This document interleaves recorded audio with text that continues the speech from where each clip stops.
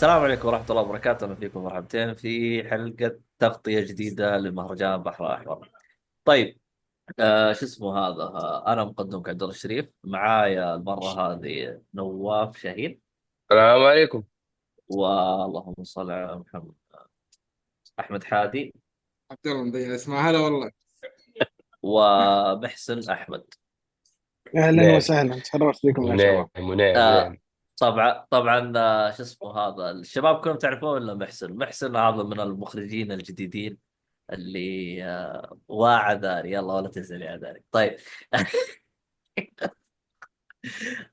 شو اسمه هذا، محسن، يعني من المخرجين اللي باقي في بدايات، فراح يكون له صيت في المستقبل ان شاء الله. ف ان شاء الله راح يكون، اذا ما تكيسل فيلمه القصير راح يكون في مهرجان افلام السعوديه ان شاء الله، اذا ما تكيسل. حتى حيكون موجود ولا لا يا محسن؟ ان شاء الله باذن الله تعالى. والموضوع يلا. مو موضوع كسل، الموضوع موضوع فلوس. كان عندكم تبرعات تفضلوا. يا جماعه انا اقول لكم من الحين، انا جاي هني اشحت، مو جاي. لا لا لا اسمع، لا لا، شو اسمه قول المخرج ابحث ابحث عن دعم. لا عبد الله تقول عبد الكلمة الله هذا، دعم ايش عبد الله، ايش دعم اسم المخرج اللي للافكار. السنه الماضيه جبناه استضفناه؟ ايش اسمه، فواز قادري. خلاص ما شاء يسوي الله. زي فواز. ايش سوى؟ فواز اتذكر شو سوى فواز؟ عشان هو بيسجل نوتس، عشان كذا قاعد يسأل ايش سوى اي فواز. اي، اعطونا قانون فواز للجاذبيه. ايوه. اخذ قرض عشان نسوي فيلم. انت تبغى تحمل ديون فوق ما هو مديون مسكين. يا يا شيخ. لطيف. ما لا لا لا ما طبعا. نصح. لا، فكره فواز قديمه اوريدي، سويناها انا بافكار جديده. هذا والله ملبس. هذا لا فين البوت ملبس. لا، محسن رهيب والله صراحة. لا محسن. طيب، زي ما قلت لكم الحلقة هذه راح تكون حلقة خاصة عن مهرجان البحر الأحمر. هذه هي النسخة الرابعة للمهرجان. طبعا مهرجان البحر الأحمر السينمائي للأفلام الدولية، اللي ما يعرفه يعني خلينا نقول مهرجان يختص في أي حاجة لها علاقة بالأفلام، سواء أفلام قصيرة أو أفلام طويلة. آه، عندهم قسم جميع للتلفزيون، لا تسالني ليش عندهم قسم للمسلسلات. بس هو اسمه مهرجان البحر الاحمر السينمائي، بس عندهم واحد من الاقسام هذا بس يعرض مسلسلات. إلى الآن موجودة في المهرجانات الثانية سيريز كمان، ولا هذا في محطوط كذا بعض المهرجانات عندها هذا الشيء. أوكي. طيب. طبعا هالشيء انا اقول لك، هاي الفكره يعني لحد الحين ما تصالحت وياها، ولا اعتقد اني راح اتصالح وياها يوم من الايام. يعني أنت بالنسبة لك هذه أحد الأشياء اللي مزعلتك يعني في أي لا مهرجان؟ يعني لا هي لا يعني لا تقول مهرجان سينمائي وتحط تلفزيون. قول المهرجان السينمائي التلفزيوني وحط اللي تبغاه، عرفت؟ منطقي. طيب منطقي آه. الصراحة. طيب. آه في البداية حنبدأ نعطي رأينا عن المهرجان. الصراحة حاب أبدأ بمحسن، يعني نبغى نشوف تجربة. طبعا محسن أنت كنت موجود النسخة الأولى ولا من المهرجان؟ ايه موجود، ايه من اول نسخه والثانية والثالث كلها كنت موجود؟ كلها. اللهم النسخة الثالثة اللي هي 2023 كنت مشارك كممثل ولا و... وحتى شوف، النسخه الاولى برضو كنت مشارك بفيلم لحيدر. كمان؟ اسمه لون الغروب. طب ما رسلت لي إياه هذا. إيه. انت شو انت الشتاء الاخير شفته؟ اي هذا انا كنت فيه اصلا، هو اللي انا قابلتك مم. فيه الشتاء الاخير. يا لا، احنا اي تقابلنا بعد مره في السياره يوم اللي تكلمنا عن احمد سيهاتي. آه بس هذه كانت شو اسمه بعد الشتاء الاخير. بعد الشتاء لا، الاخير، ها. اي لانه احنا رحنا بالشتاء الاخير، بعدين كنا نبغى ناخذ تاكسي جالس نسولف انا وانت. يس. مم. اي فكان، فبرسل لك اياه، اسمه لون الغروب. عفوا، حلو. هم ثلاث افلام سواهم حيدر، كلهم ينتمون الى نفس العالم، عالم الغربه وما غربه وكذا. عرفت وانت كيف؟ كلها كنت موجود فيها؟ اي انا الاثنين الاولين موجود بالصوت، بحكم انه هو في الجزئين اوكي. الاولين هو في السويد وانا في السعوديه. في الجزء الثالث اللي هو الشتاء الاخير اللي انا رحت للسويد، فطلعت بالصوره، عرفت؟ اها، مو هو انت اللي انت روحت عنده. اوكي اوكي اوكي امم يس. اوكي. طيب، حلوين. شو اسمه، اللهم صل على محمد. طيب، اعطينا انطباعك عن المهرجان. بشكل عام ولا الدوره هذه ولا؟ خلينا نختص بالدورة هذه. نسخة السنة هذه مو؟ اي، نص السنة هذه، خلنا بالسنة هذه. يعني شوف، اولا، يعني الواحد اول شيء دائما هو مبسوط بوجود مهرجان دولي بهذا الحجم في البلد. صح. آه، طبعا اي مهرجان حتى اكبر المهرجانات كل نسخه في اشياء تعيبها، والناس تتكلم طبعا، اوه السنه مهرجان كان في فكره من مش عارف ايش، السنه مهرجان فينيسيا كان كذا، السنه مهرجان برلين كان فيه. فلان الامور تتغير وفي اشياء يصير فيه تطوير، ومو دائما التطوير يكون للافضل، فيقومون يرجعون للنظام القديم وكذا وكذا وكذا. يعني مثلا بعض الاشياء اللي تغيرت في السنوات الاخيره في المهرجانات الكبيره هي مساله التذاكر. زين. قبل كانت التذاكر تحجزها يعني ورق، تروح تصف سرع وتحجز تذكره، تشتريهم من على قولتهم من الشباك. بعدين دخل موضوع الاونلاين، فصارت المهرجانات تخلي النظام هايبرد على قولتهم، يعني جزء من التذاكر ينباع اونلاين، جزء من التذاكر يكون شو اسمه ورقي. ليش؟ عشان انه مو كل الناس، يعني خصوصا نقاد سينمائيين او الناس اللي مهتمه بالسينما، في منهم ناس اعمارهم في السبعين والثمانين، تكلم في اوروبا يعني، اعمارهم في السبعين والثمانين، دي ما له في الانترنت ولا له في الامور، يقول لك انا اعرف اروح واقول له اعطني تذكرتين حق الشيء الفلاني وخلاص. ولكن من بعد كوفيد ده شيء يتغير، وصار يعني اغلب المهرجانات حولت بشكل كامل الى نظام الاونلاين. فهذه طبعا يعني من الاشياء اللي اثارت ضجه يعني في العالم كله، ان هذه التطورات وغير كذا. يعني بشوف مهرجان البحر الاحمر لليوم عنده نظام الهايبرد، تقدر تروح في وكس اوفيس وفي اونلاين، موجود الاثنين. آه بس على اي حال، فانا اقول لك هو المهرجان صار له 4 دورات صحيح. صحيح. آه ولا تنسى ان هذه اول سنه يكون في المقر الرسمي حقه، فهم اصلا ما كانوا مستقرين في خلال ال3 سنوات الماضيه. صحيح. يعني اول مثلا، سنه كان تفضل. اول سنه كان زي بنين، حاجه مؤقت، سينما مؤقت، بنين وبني. ايه بالضبط، ايه هذا كان في البلد، عرفت؟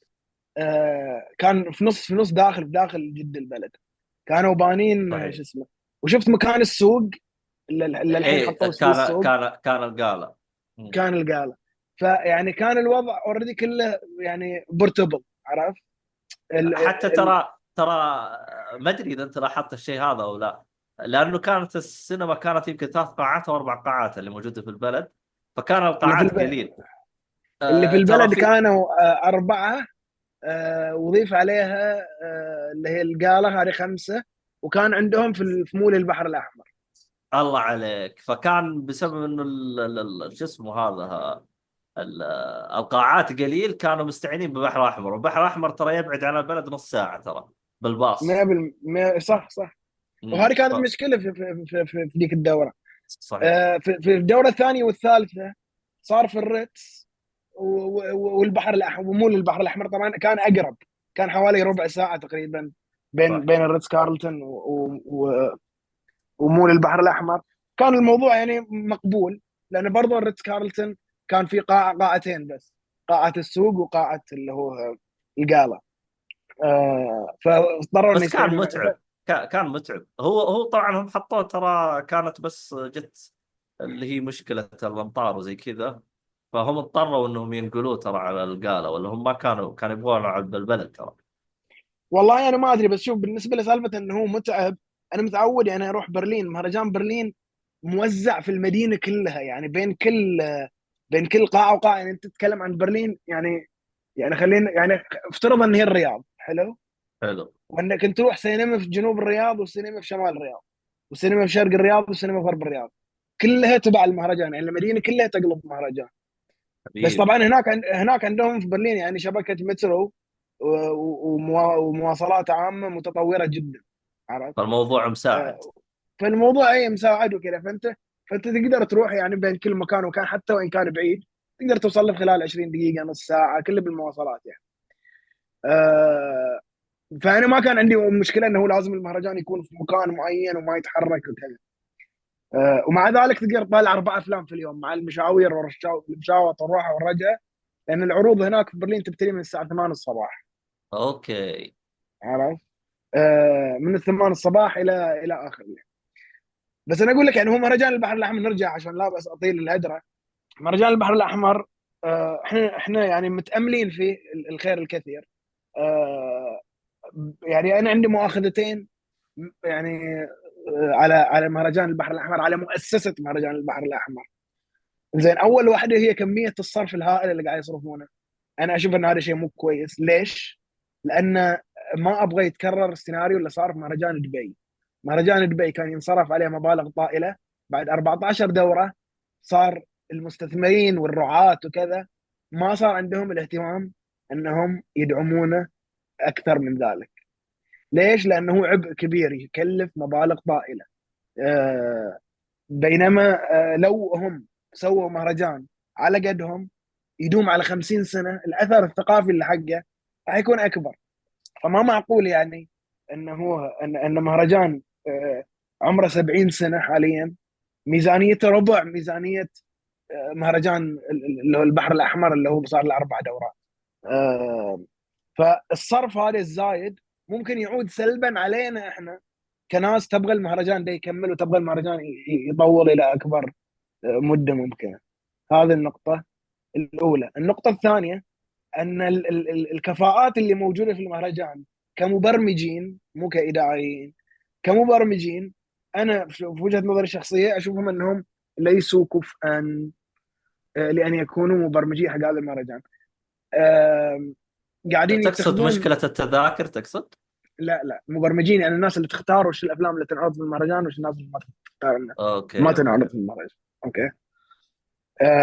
يعني ديلين المفروض ناس شغلتهم يلفون العالم، زين، على حساب من؟ على حساب المهرجان. يعني انا اعطيك اياها من عندي. انا السنه رحت اكبر 3 مهرجانات في العالم، حلو، اللي هو برلين وفينيسيا وكان على حسابي رحت. زين. فكنت اشوف منسوبي البحر الاحمر اللي هم المبرمجين ديلين، كنت اشوفهم هناك، كليم وانطوان خليفه. هم هذا واحد مسؤول عن البرنامج العربي وواحد مسؤول عن البرنامج الانجليزي، او غير العربي، عفوا مو بس الانجليزي، اي شيء مو عربي تبع كليم. فاثنينهم كنت اشوفهم في المهرجانات دي كلها رايحين على حساب من؟ رايحين على حساب مهرجان البحر الاحمر. ليش رايحين؟ رايحين علشان يختارون اجود الافلام ويجيبونها. حلو. حلو. بينما انا اشوف ان اللي قاعد يجي مو اجود الافلام ولا حتى قريب من انه يكون اجود. زين. ففي اشياء ط- ما قاعد افهمها، ليش دول الناس قاعد يختارون هذه الافلام، مع العلم ان هناك الكثير من الافلام التي تستحق العرض في المهرجان وما حد قاعد يعني يهتم لها او ينتبه لها. طب يمكن هو نترك المجال لا الشباب. يمكن سبب اختيار الافلام، يعني كيف اشرح لك؟ آه يعني لازم يكون في سيناريو للقصة يخدم الافكار حقتهم. عشان كذا هم يستقطبون الافلام هذه، ما يستقطبون هذه. ايمان انت تشوف هذا الشيء صح؟ انا مو اللي اشوف، انا جالس آه. اقول يعني ممكن هذا انا اتفق، السبب. لا 100% هذا السبب. يعني هي موضوع مساله ذوق واهواء. بس ما يصير انا كمبرمج مهرجان اكون امشي ذوقي واهوائي الشخصيه. عرفت؟ انت عبد الله احمد مش عارف ايش، احنا لو جينا وقلنا والله اخترنا اللي يعجبنا ولا ما يعجبنا، فاحنا نعبر عن ارائنا الشخصيه. بس انت تمثل مؤسسه، عرفت؟ ما تمثل فرد عشان تجي تقول والله انا اللي يعجبني بجيبه ولا ما يعجبني ما راح اجيبه. عرفت كيف؟ اوكي. فهني انت شغلتك انك انت تنظر بنظره شموليه. انت عشان كذا جايبينك الجماعه، ولا لو الموضوع موضوع راي شخصي كان ما جابوك انت. فهمت ايش قاعد اقول؟ حلو فهو حلو. هذه المشكله انهم، وانا لاحظت خلال السنوات الثلاث انهم فعلا قاعدين يجيبون نوعيه معينه من الافلام اللي هي هم يميلون لها. يعني صرت انا اعرف ذوق كليم كيف صاير، صرت اعرف ذوق انطوان كيف صاير، صرت اذا شفت فيلم في مهرجان برا اقول هذا الفيلم راح يجيبه كليم، هذا الفيلم راح أه. يجيبه انطوان. فاهم قصدي؟ يعني المساله صارت، لا صارت صار مهرجان كليم السينمائي، مهرجان انطوان السينمائي، مو مهرجان البحر الاحمر السينمائي. اوكي، يعني انترستنج. ما تقصد يعني تقصد انه ما في ستاندرد عام للمهرجان، لا، صار في ستاندرد لكل واحد فيهم، لكل واحد من الاثنين هذول، صح؟ صحيح. امم. اوكي. طيب، بشكل سريع، موجود انت في الخط يا نواف؟ اعطينا رايك عن معاك موجود. انا صوتي ايوه. طالع صح؟ يب يب. ايش بالكاميرا تشوش؟ اوكي. اسلم، قل لي ايش سؤالك؟ شو اسمه، رايك عن المهرجان؟ المهرجان، والله شوف، خلينا نبدا من اول شيء، لانه لاحظت في بعض الناس تهتم لهذه التفاصيل. فخليني اذكرها يعني. لاحظت مثلا انت مواقف السيارات. لو تذكر الفترات السابقه كان في مشكله في المواقف. صحيح. هذه المره احنا سوينا او رحنا للمهرجان. المهرجان كان في البلد. عادة أنا أفضل وأحب إنه يكون في الريتز كارلتون. بس هذه المرة صراحة كتنظيم، أنا من مكان بيتي إلى المهرجان كان كل شيء سلس. وعندك كمان حتوقف السيارة حقتك في مواقف خاصة. الزوار لهم مواقف، فريق العمل حق الريتسي لهم مواقف. فأنا لاحظت إنه في فترات سابقة كان كله مع بعض. لا، الأفضل هذه المرة اللي صار إنه الناس اللي شغالين كتنظيم مع الريتسي فيلم فيستيفال لهم سيارات أو مواقف عفوا. والزوار زينا لهم مواقف في مكان منفصل. فمواقف السيارات كانت مرتبة مقسمة. حتى كبيره وكمان كان. ايوه كانت كبيرة، وكان في خيمة انتظار مكيفة. يعني لما يجي يقول لي مثلا حياك انت فين، تبغى تروح اي قسم او اي جزئية او اي مكان او اي منطقة، اقول له، يقول لي طيب تفضل اجلس جوا في مربع كذا مثلا مكتوب A3 A4 P2 P1 مقسمة كلها. فخلاص هو يجي طالع يقول الشباب اللي جالسين في المنطقه دي يروحوا للباص الفلاني. الشباب اللي في المنطقه دي اللي بيروحوا الجاردن يروحوا للباص هذا وزي كذا. ترى بال... اكتشفت فيها حاجه، هو صح الخيمه مكيفه وكل شيء، لكن اوكي. جنبها وانت بكرامه ترى فيها دوره مياه. ف آه ايوه. ما اوكي يعني اوكي. يعني المكان فيه جميع عبد الاشياء الله، اللي هذه هيدن تحتاجها. اريا، سيكريت باس يبغى لها. ورا انت يوم تطلع يسار، انا يعني كنت امسك نفسي واروح لين السوق وبعدين هناك طلع، لا والله الوضع ميسر يعني هنا. ف سايد كويست هذا نفس هذه اي السايد كويست. اي. طيب. لاحظت برضو ما شاء الله تبارك الله فريق العمل كانوا منظمين محترمين. عادة كمان روحهم رياضية ما شاء الله. حافظين الأماكن عشان تسهل عليهم طريقة وآلية الشرح. تلاحظ عادة كل سنة بشكل عام، ما أتكلم على الريسي فيلم فيستيفال، بشكل عام تلاقي مثلا تقول لي لو سمحت فين اروح للمنطقه الفلانيه او كيف اوصل للمكان الفلاني، يقول لك والله ما اعرف انا اشتغل هنا بس هذه المنطقه، والله انا ما ادري ايش. فهمت علي؟ فهذه المره لا، انا لما كنت اسال كيف انت اروح جيت. للمكان الفلاني وهذا يقول لي تروح كذا على طول، اركب الباص روح من هنا روح في يسار ما ادري. ف... بعض الاسئله صراحه انا كنت اسال من باب اعرف هل هم كلهم عارفين ولا بس هو هذا الفلان المين كاركتر هذا اللي انا سالته، ولا هو ام بي سي ثاني اخر يعني. فهمت علي؟ لا شوف، انت جيت يوم السبت، ترى يوم لا رحت قبل السد، الجمعه. انا رحت قبل السد اخذت البطايق ايش بك نسيت. ما عليك، آه، انا فصفص انا فصفص. لا شوف، انا يوم جيتهم يوم الجمعه كانوا شويه محتاسين، يعني مثلا على هرجه المصلى، وين المصلى؟ آه قالت ما في المصلى مصلى.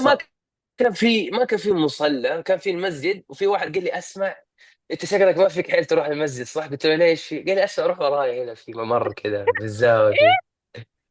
قال لي لا اسمع. لا الله قتلني طبيعي مو انا طبيعي. اتكلم جوا المبنى حق سوق، ايوه. في مصلى جوا. ف دخلت اختي جالسه تقول لهم وين المصلى؟ قال اوكي. قالت لها ما في الا، وجاء موظف من هناك قال المصلى وراكي شوفي. يعني غريبه شويه. في اشياء غريبه. ايه. اوكي. برضه من الاشياء اللي عجبتني انه في مويه، قوارير مويه في كل مكان وكلها بارده محطوطه، كلها طاولات مرتبه كذا. هذا عشان و الراعي مو لله. ايوه، حتى يا لو حتى لو ابو شاهين، انت اول مهرجان تيجي، ما هذا رابع واحد. ايوه انا بتكلم ترى مو كل الناس اللي متابعين كل المهرجانات حقت كل سنه. انا بتكلم بطريقه على اساس انه لاول مره يطلع، لاول مره يجي، لاول مره اوكي يشوف اوكي اوكي المهرجان. اوكي. مو كلهم جايين من عام 19. فهمت علي؟ فهذه المعلومات قد تكون انت عارفها، بس انه مثلا في ناس ثانيين اول مره يعرفوا ايش موضوع المهرجان، فحابين انه يستمعوا ويعرفوا. عرفت؟ فالمهم يا سيدي، في عندك كمان بساطة التوصيل على السيرة. بساطة التوصيل عددها ترى مو قليل، يعني يمكن اللهم 10. صل على النبي. يعني بساطة التوصيل كانت أول حاجة نظيفة، متوفرة أول بأول. ولو تلاحظ مدة الانتظار ترى ما تاخذ 3 ل5 دقائق. يعني شفت اللي لسه بطلع الجوال ارسل نكت يلا تفضل يا ابوي، طب اصبر ما ارسل نكت، انا اصبر، خليني انتظر. فهمت علي؟ خليني انتظر شويه. ما كويس مره موضوع ان الباصات متوفره. صارت معاي مشكله مره واحده لما قلت لي، لما خلصنا انا وانت عبد الله، لما بس هذه المره الوحيده اللي غلط فيها وسوى سايد كويست، سوى ماجلان، لف كل الممرات كلها، وفي النهايه طلع اجتهاد من عنده، وهم قايلين له انت تاخذ هذا الباص وتوديه على طول للمواقف، مين قال لك تاخذ اللفه هذه كامله؟ فهو سوى كذا وخلاص. يعني هو انه يعني ايش حل المشكله لما سوى كذا خلاص. بس آه رانك كويست بس هذا هو. وايوه هذا سوى كويست قبل لا ينطلب منه، عرفت؟ بس اخذ 500 اكس بي على الفاضي يعني. بس فهمت علي؟ من الاشياء الحلوه اللي لاحظتها برضه تقسيم الاماكن. تقسيم الاماكن عشان تسهل عليك انت الوصول للناس معنيين، او وصول لاماكن صالات العرض، مو كله مع بعض وكذا فصار في زحمه. هذه واحده من السلبيات اللي انا لقيتها في مهرجانات سابقه، عرفت؟ الان لما صح انقسمت بالطريقه هذه، انا يعني في الريتس ترى كان في زحمه كذا، صح. تدخل من التفتيش، تدخل من المدري ايش. حتى التفتيش على السيره ترى كان مره سهل وسلس. يقول لي اي شيء في جيبك طلع حطه في الصندوق، امشي على طول خلاص، يفتش كذا سريع سريع، يلا موفق ان شاء الله، استمتع في الفيلم بعدين وتمشي على طفشوا طول، صاروا عرفت؟ ما يفتشون. بالله عليك. إيه. انا لا والله كان يفتشوا لي والله. انا صاروا حفظوني 10 ايام عندهم لا حفظوني. طفشوا حتى صار يقول انت كمان برضو. يا الله، صار في آه. سلام حواجب شكله بينك وبينه من انت كثر ما خلاص. يدخلوك في اي بي، خش خش يا رجال. ففي عندك زي ما قلت لك تقسيم الاماكن، سهوله الوصول. صالات العرض كانت لو تلاحظ 1 و2 3. 1 كانت اهم واحده، لانه هي اللي فيها مقاعد كثيره وكانت في الدور الارضي. لكن 4 و5 فوق وكلها مقابل بعض. في واحد من الشباب بس اعرفه كان عنده فيلم في صاله 4 وبعدين فيلم في صاله 5، فمره ما تاخر ولا اي شيء، عرفت؟ فخلص من 4، راح اكرمكم بس الله دورته مياه، خلص شغله شرب قهوه، بعدين 5 على طول جنب بعض لانهم، فهمت علي؟ قاعة واحد كانت أسوأ قاعة. قاعه 1 كانت اسوء قاعه، ليش؟ ما فيها شبكة. انا ابغى عكسك تماما. انت شكله ابغى شكله المشغل حقك ما هو المشغل المحبوب يعني. ابغى احجز فيلم، انا ماني قادر، اضطريت اطلع احجز ورجعت دخلت جوا. لا من ايه جد، ايه. سبحان الله، انا عكسك تماما. ومشيت انا في صاله عبد الله، 5 ما في. ومشيت كلام ماثيو. اول ما تفتح التذاكر تروح تحجز، الله يهديك. يا اخي ما هي سالفه اول ما تحجز، لانه باقي 10 دقائق وتجي الساعه 12 فيصير يوم ايوه. جديد. فابغى احجز قبل اوكي. انا بس. آه. اوكي، يعني اوكي بمشيها، ما هي هرجة ماثيو، هذه هرجة ثانية. ايه. فزي ما قلت لك تقسيم الاماكن، صالات عرض، وعندك ريد كاربت، كله كذا مقسم مرتب. عجبتني الفكره مره. اخر نقطه بتكلم عنها من ناحيه المهرجان او التنظيم، المشكله التقنيه اللي في التطبيق. يعني يطلب منك انت، يعني احمد واجهته مشكله، انت واجهتك مشكله، انا واجهتني مشكله، كلهم يقول لك لا تستعمل التطبيق، استعمل الويب سايت او ادخل المتصفح. طب ليه بسوي تطبيق؟ فهمت علي؟ هذا هو ترى الموضوع. هذه كنت لا لا اتكلم ابو مع شاهين، انا بتفهمها عادي، ترى اول سنة ترى عادي لا بتصير مشاكل. شوف مو على اول سنه، انت انا اول شيء في احد نازل التطبيق. الموظفين، مم. في احد الموظفين كنت اكلمه بخصوص هذا، يعني قلت له عندكم مشاكل تقنيه. تمام. قال والله علمته، سووا له تجارب، جربوه زين قبل، قالوا لا ما راح تجينا مشاكل. فقالها. ترى ما يعني اكبر مشكله في اي اب انك انت تسوي ريليس من غير تيستينج. ايه. وانا كنت ابلكيشن تيستر، انا الديفلوبرز كانوا يكرهوني، يبغوا يهيصوا ويك انت اند، انت وانا الكل يكرهك مو بس الدليفر يعني. الناجح ابو شاهين، محارب. ابو والله شاهين، يا ابو شرف انا ايش لي اسوي؟ لي اهتمام كبير بهذا المجال.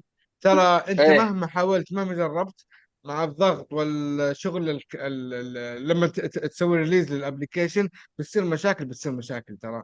انت ما حتتكلم عن واحد ولا ايوه اثنين، كل اللي دخل مهرجان بيشوفوا الابليكيشن.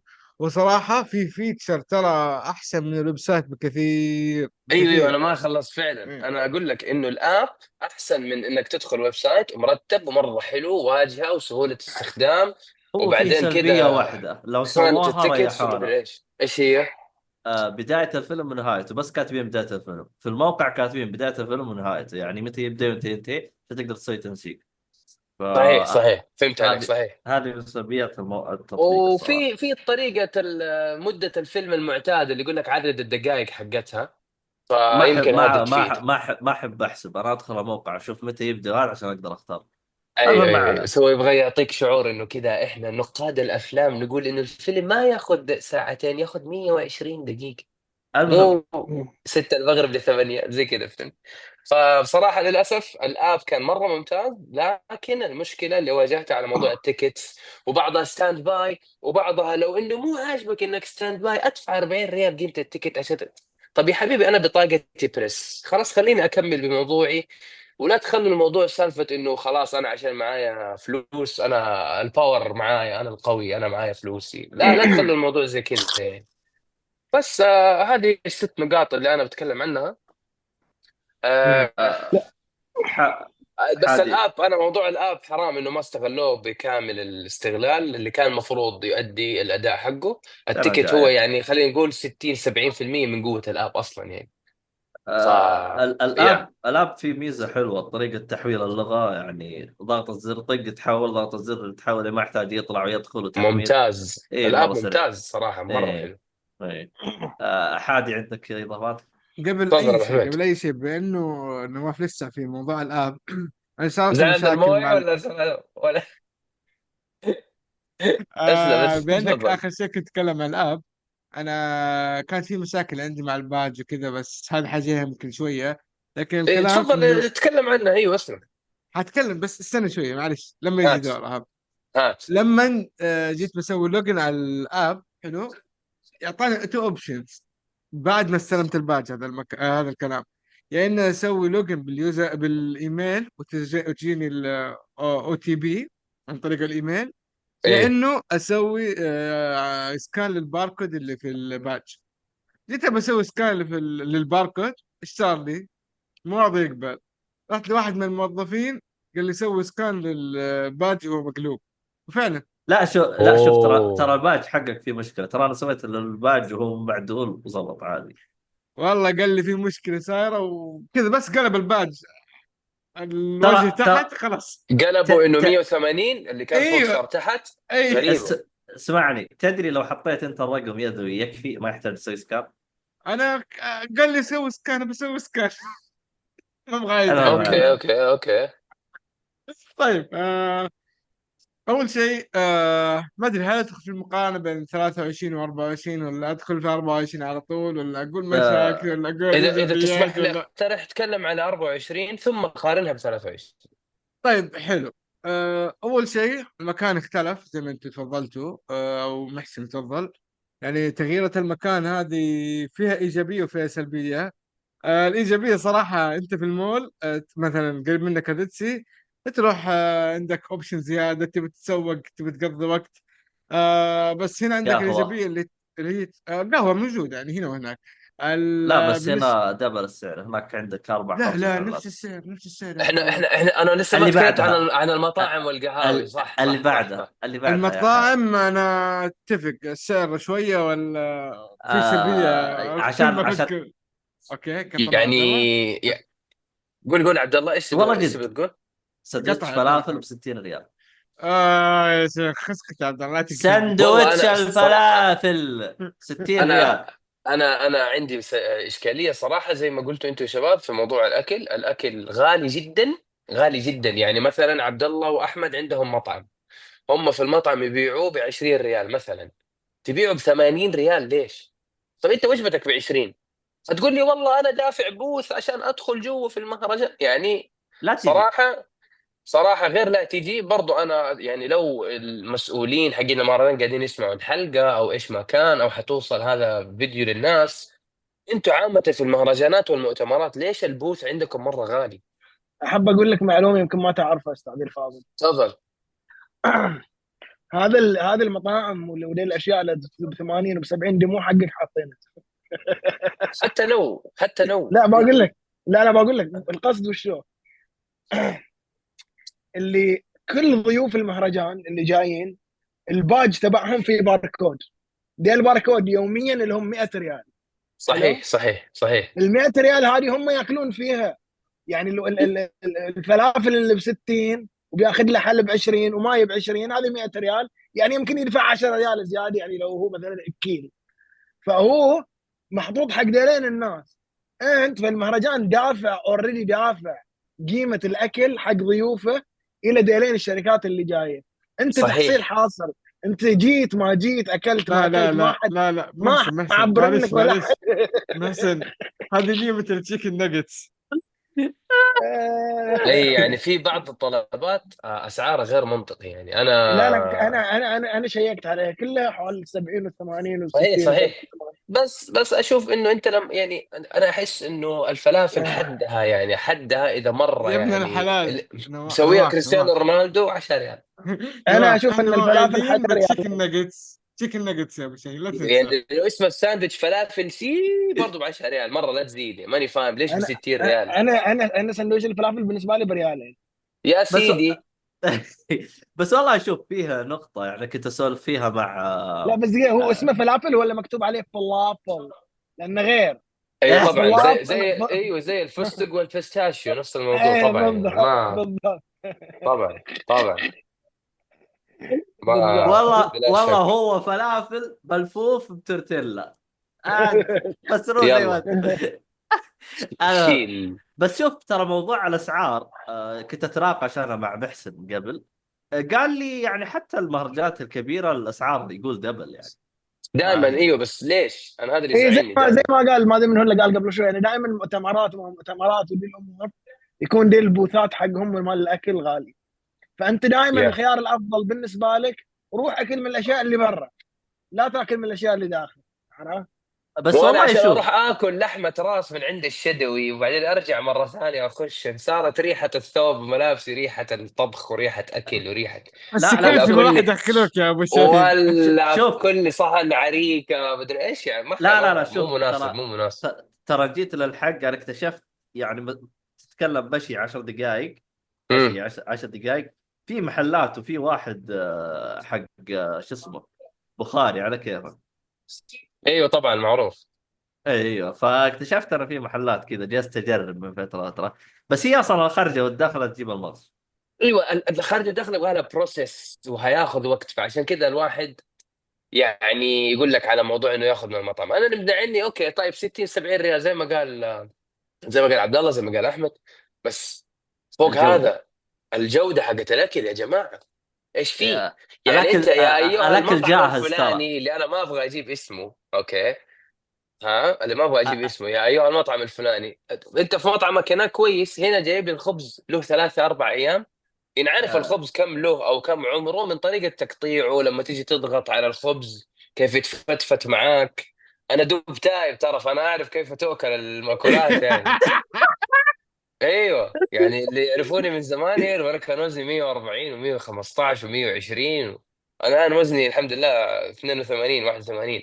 بس انا ترى قاعد اكيل، انا اعرف كيف تنأكل الاشياء، فانا بالعين اعرف الخبز طازه ولا لا. تستعبط علي يعني. خبز والله العظيم في مطعم من المطاعم هذه انا ما راح اقول اسمه، الخس ما هو مغسول. اي والله العظيم. وفي واحد من الناس المطاعم البرجر الخبز له 3 4 أيام، والجبنة يعني اتسيحت أو ذابت وخلاص انت تركت، بعدين كده يمكن حماها أو سخنها بمايكروويف أو شيء زي كده كلهم وقدمها. كلهم مكرويف، ترى كلهم مكرويف.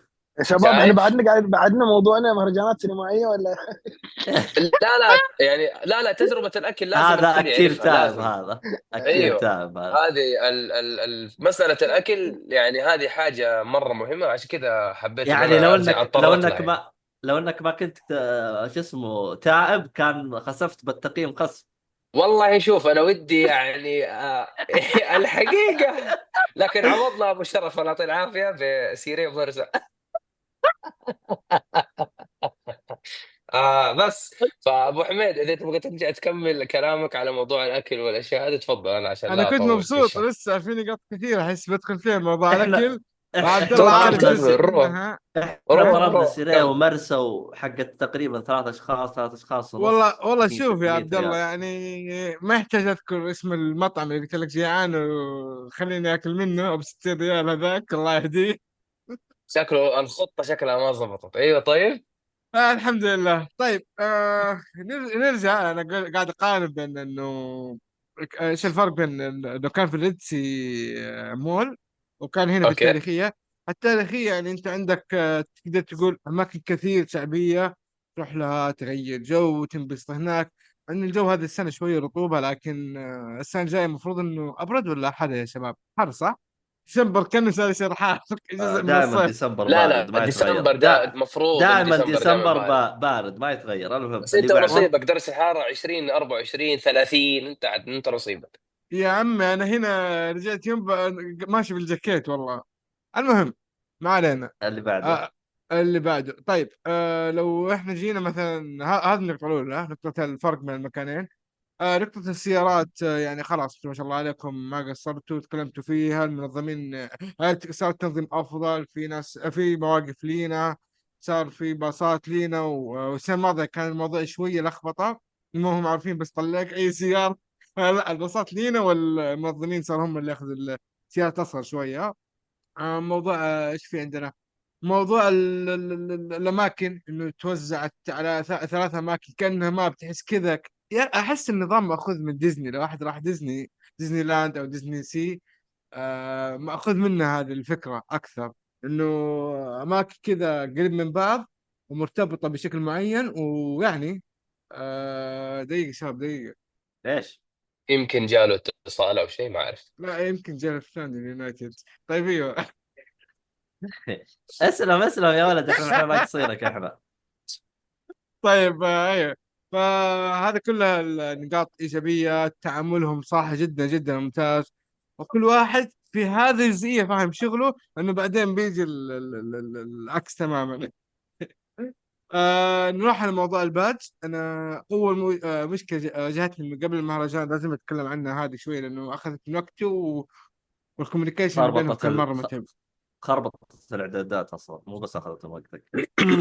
طيب اول شيء جاني اني مقبول وارسل لي رقم سوي لي ايميل، وهذا رقم الاي دي حقك كل شيء.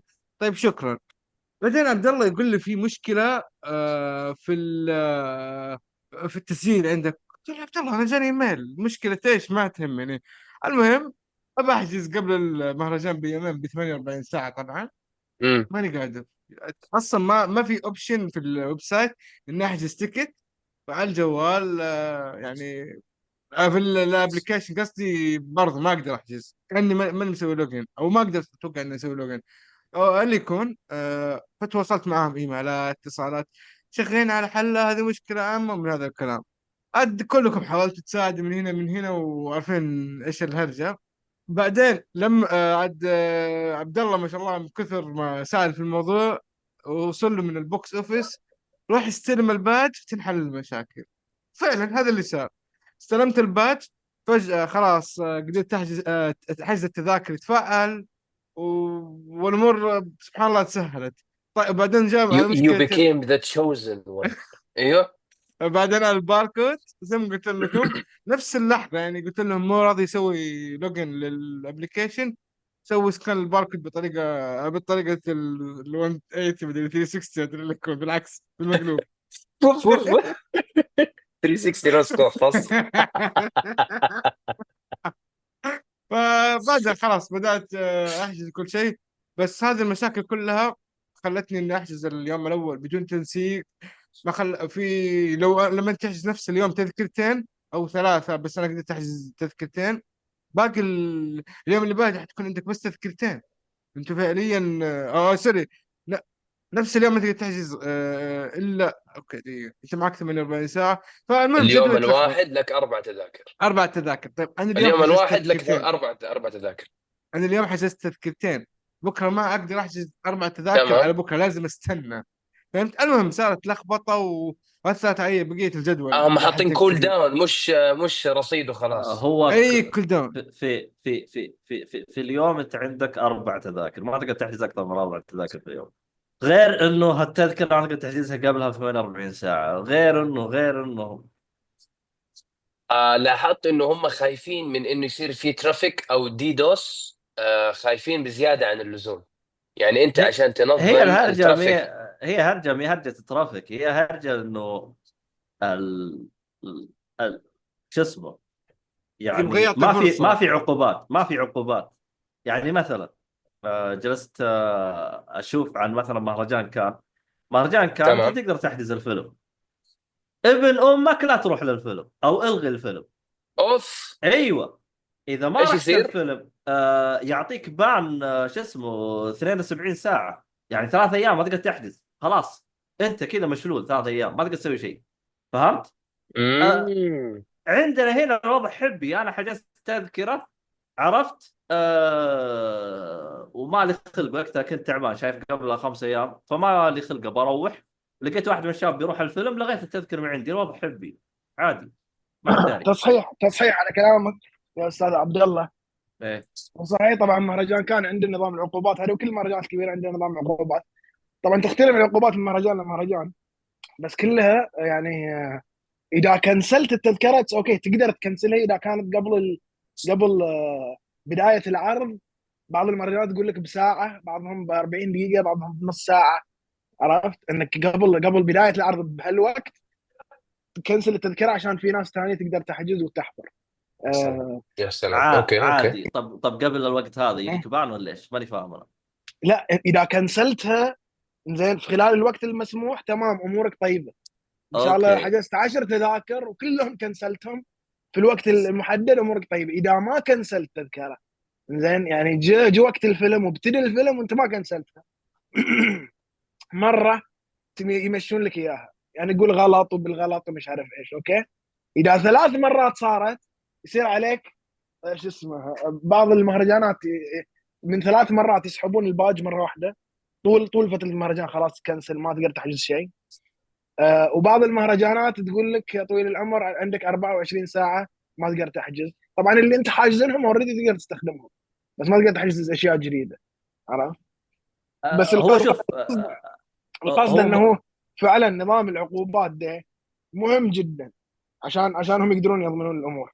شوف نظام العقوبات هذا، انا ليش انا تكلمت عنه؟ انا ترى تواصلت مع نفس الشخص المسؤول عن موضوع الحجوزات، فقلت له يعني شوف لنا حل زي كذا. قال انا ابغى افرض عقوبات، لكن اللي اعلى مني رافضين الفكره حقتي.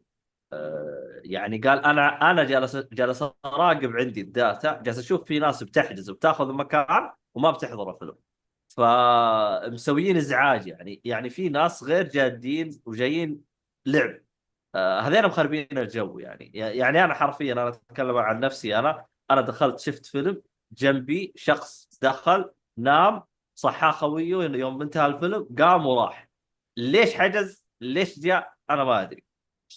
ف يمكن احنا عشان رايحين بطريقة احترافية، وفي بعض الناس رايحين انه بيتعامل مع الشيء هذا كأنه ايفنت في مدينة جدة، يلا خلينا نروح. هم مو ماخذينه بنت، هم ماخذينه فله. يعني شفت انت الحين الويكند، انا ماخذينه بروح فعلا. انا وانا بروح الويكند هذا البحر، لا انا بروح الان، خلنا نروح المهرجان، يلا مشينا. يا يلا حبيبي، مشينا. يعني في ناس جالسه تحجز تذاكر وحاجه ترفع الضغط. في ناس، يعني شوفوا المشكله هذه ما هي مشكله مهرجان بقدر ما مشكله سوء استخدام من الناس اللي جايه، صحيح، يتم سوء استخدام او افراد. فرض. نعم، صحيح صحيح. إيه، يعني يشوفوا لهم دبره بالناس اللي بيقبلوهم، يعني على يعني مسوين طاري، ازعاج لو يعني. اقطع وارك شو اسمه، على طاري الناس مم. اللي تجي وتنام. واحد من الشباب كان موجود في المهرجان يقول لي انه كان في جنبه واحد نايم بدايه العرض لنهايه العرض وشاخر. بعدين يوم اللي بلش مو هني المصيبه هذه شفنا منها وايد. يوم اللي بلش الكيو ان اي اول واحد رفع صباعه يساله هو. أوه. انت عارف اللي يخوف؟ لو السؤال كان في مكانه، او السؤال سؤال وجيه او سؤال صحيح. لا تخيل، يقول بالنسبه الى مشهد الحلم اللي في نص الفيلم، وش اوف. هو؟ وهو طبعا هو الحلمان، عرفت؟ والله شيء غريب يا اخي، شيء غريب يعني، والله شيء غريب. والله الصراحة والله عجايب الصراحة. والله عجايب الدنيا هذه. ف... نواف، منطقية جدا معاك. تصير. مثلا أجي أحجز الفيلم، حجز كعرض أول، وأتفرج في السينما الكبيرة. بعدها أجي أحجز عرض ثاني وأنام في الفيلم وأجي أسأله كنت شايفه قبل. آه... لا شوف يا اخي، انا يعني اول فيلم حضرته اللي هو كان سوبر بويز اوف ميلادون، لقيت اثنين قاعدين يتكلموا ورا، حتى يعني الخواجات انزعجوا. فبالصدفة لقيت انه واحد من المراقبين واحد من اصحابي، فبقول له، بأشر له، بأشر له مو شايفني لانه الظلام. رحت رسلت له في الواتس بقول له راشد يا حبيبي في وراي اثنين بيتكلموا، يعني بيقول لهم اسكتوا يا اخي. وبعدين طالع هو في الساعة، معاه ساعة، طالع كده شاف الرسالة، قاعد يدور، والله قلب مثل جير قاعد يدور كده، طلع التعجب فوق راسه. ها والله وراح. بالله لو سمحتم احترموا المكان، وفضلا انه لا تتكلموا وزي كذا، واذا السالفه مره مطوله ارسلوا بعض رسائل ولا شوفوا اي حل لها، لانه الحضور لحالكم انزعجوا. طيب اسفين معليش مدري إيه، وخلاص من بعد ما سمعت لهم نفس حتى. يا اخي انا اتمنى انه موضوع الناس اللي تصور اللي تسولف يا اخي سوي عليه بلاغ بالباج. خلاص انت ايوه يجيك ايوه. يجيك مثلا بلاغ واحد، بلاغ اثنين، بلاغ ثلاثة، خلاص انت لا عاد اشوفك بالمهرجان. انت تسوي ازعاج. انت واحد لا جاي بعدين نايم، واحد الكلام جاي. شيء، التصوير مصيبه، التصوير مصيبه. يا رجال قلت التصوير لك كيف انا. من ده؟ اول، من اول ما تدخل وانت الين اخر الصاله وتخرج كلها تصويرك ممنوع، ار اس اف اف مدري ايش، لا تصور، هذه افلام تعرض اول مره، لا تصور لا تصور. فمو ال- ال- ماخذين الموضوع بجديه. وهم اغلب الناس طبعا اللي سواء اللي تصور او اللي تنام او اللي تهدر وتتكلم شو اسمه مع اصحابها، هم ناس اصلا ما عندهم باجات، هم جايين بتذكره دافعين ويدخلون. ايوه طيب يعني مع احترامي مو عشانك دفعت حتذلنا يعني، اي هذا لا خوف واحد. لا حتى انت اللي عندك باج برضو شاري الباج بفلوسك يعني بس قصدي انه ايوه هناك يقول لك انه يعني افرض عقوبات على الباج، هو ما عنده باج تفرض عقوبات على وشه، تقوم تطرده برا القاعه بس. والله فعلا انا فعلا. انا اكلمك، انا دخلت قدامي عجيز حرفيا، الجوال ارتفع وزر وضاغط على زر التصوير الين ما جتها واحده الكلام، جتها بعد 10 دقائق، قالت لها يا بنت الناس ما يصير من انا اللي صار معايا واحد، هو هذا صاحبي برضه، قال لها لو سمحتي احذفي اللي صورتيه. انا حطيت السناب انا مدري، قال لها معليش ما لي دخل، حطيتيها بتجمع فيوز كذا، قال لها حطيتيها بتجمع فيوز ما لي دخل، احذفيها الان والا راح اطلعك. سالتها خلاص، هي جالسه كذا على نفس الصف بس كذا ثالث رابع كرسي عني، سامع المحادثه. قال لها لازم تحذفي الفيديو الان، انا هذا شغلي وانا محاسب عليه، ولازم انت تحذفيه. وفعلا حدثت اللي صار، لانه انت قاعد تصور فيلم ولسه ما انعرض، والفيلم اللي انا حضرته راح يعرض ترى شهر 5 25. يعني. عرفت؟ ايوه يعني بعد 5 6 شهور. يعني مو حرقت الحرق. ايوه ايوه، وصورت مشهد يعني حاجه تزعل شوف يعني. شوف انا المهم. انا عشان اكون منصف. ايه الاشياء هذه بتتكرر من اول يوم في المهرجان، يعني من اول سنه له من 2021، من اول نسخه له. ف يعني صراحه حاجه تزعل. يعني الناس الى الان شايفه انه هذا ما هو مهرجان، شايفه انه هذا لعب. يلا عندنا فله، يلا خلينا نروح، خلينا هذا. جو قدام يصفى حدود 6 من الورعان، داقين حنك وتصوير واحضان وحوسه. يعني حاجه ما هي لائقه في ما هي انك انت احترافيه ولا تجي. لا فعلا فعلا. ولا جاي هذاك اليوم يعني واحد تعرف انت الفيلم فيه واحد باللابتوب يجلس يترجم، اللي هو يطلع الترجمه اللي تحت، السبتات اللي تحت. ايه ايه. فجلس يقول يا اخي طفي الضوء اللي عندك، ازعجتنا. قالت له يا حبيبي انا ترى موظفه هنا، والاداره سامحت لي، عندك اي مشكله روح للاداره. لا، الرجال ما اخذها فله، قام يهاوش ويزعق بالقاعه. يا حبيبي احنا نبغى نتابع، انت عندك مشكله يا اخي انقلع، شوف لك دبره، حلها مع الاداره. يعني هي قالت لك اذا انت عندك اي مشكله روح حلها مع الاداره، لا تجيني. يعني هي تكتب او تسوي ترجمه فوريه ويطلع على السكرين عندك كمشاهد لا هي بس قصدك ولا؟ بس تدقق. فاللابتوب الاداره حقت اللابتوب مزعجه. طيب انا لازم اكون موجود، يعني قالت له انا لازم اكون موجود عرفت ولازم عرفت، انا. اتوقع اللبنانيه صح؟ ايه. اي ما شاء الله عليها، صلاة على النبي. هذه اذا ماني غلطان انا انتبهت ان هي تتكلم 6 لغات 5 لغات، ما ادري، انفينيت لغات، مشتريه بريميوم، ماني فاهم، ماني فاهم. صلاة ف على النبي، كل ما واحد تكلم لغة غير الانجليزي تترجم، لا وفوري، يعني مش انه والله دقيقة اطلع الجوال اسمع ايش بتقول اترجم. لا اشوف هي يعني جوجل. صلاة على النبي ما شاء الله ايه تبارك ايه الله. ايه ما شاء الله. فا ايوه ايوه. مشتري السيزون باس يا ابو شاهين. والله اقول لك بريميوم يا راجل، 6 لغات، ايش تشات جي بي تي زوج انت البنت. ايش في اس اس دي هنا ولا ايش؟ ديترويت، عرفت لعبة ديترويت؟ في هنا اس اس دي. ما شاء الله في تبارك الله، في الصلاة على حال النبي. جيتوا المهرجان السنه الجايه ما حصلتوه تعرفوا ايش السبب. انا حسب مني، لا هو اللي اشتكى باللابتوب، ضرب اللابتوب. حسب مني، انا مسكين غلبان، انا كسر له طيب اللابتوب، هذا اللي اشتكى. طيب كمجمل اعتقد احنا خلصنا اغلب المشاكل. في احد بيضيف على مشاكل المهرجانات زي كذا؟ خلاص نروح اللي آه. بعده عشان ما نطول. مجملا اشوفه كويس ورهيب، وزي ما قلتوا انتم التصرفات الفرديه حقت الزوار، المشكله حقت الاب، التيكت ما التيكت، الاشياء هذه. بس مجملا مهرجان كان رهيب كويس كتنظيم وما الى ذلك. طيب حلو حلو. خليني اروح لمحسن. ايش فيها عمل كذا انت شفته تبي تتكلم عنه في المهرجان؟ اختار عمل واحد بقى. اختار لك عمل عملين، بس الوقت انا بس عشان انت يعني. طبعا بسم الله الرحمن الرحيم. هذا اللي يدل من الواحد يقول بسم الله الرحمن تعرف ان الموضوع طويل. ايوه في تمسك ضرب، في ايه ضرب شكله في ضرب، ايوه. آه طبعا انا السنه ما شفت افلام كثير في المهرجان. انا ملاحظك ما آه شفت كثير، ليش؟ ايش مشكلتك السنه هذه؟ لعده اسباب. مشكلتي الاولى، زين، هي اني البرنامج مو عاجبني.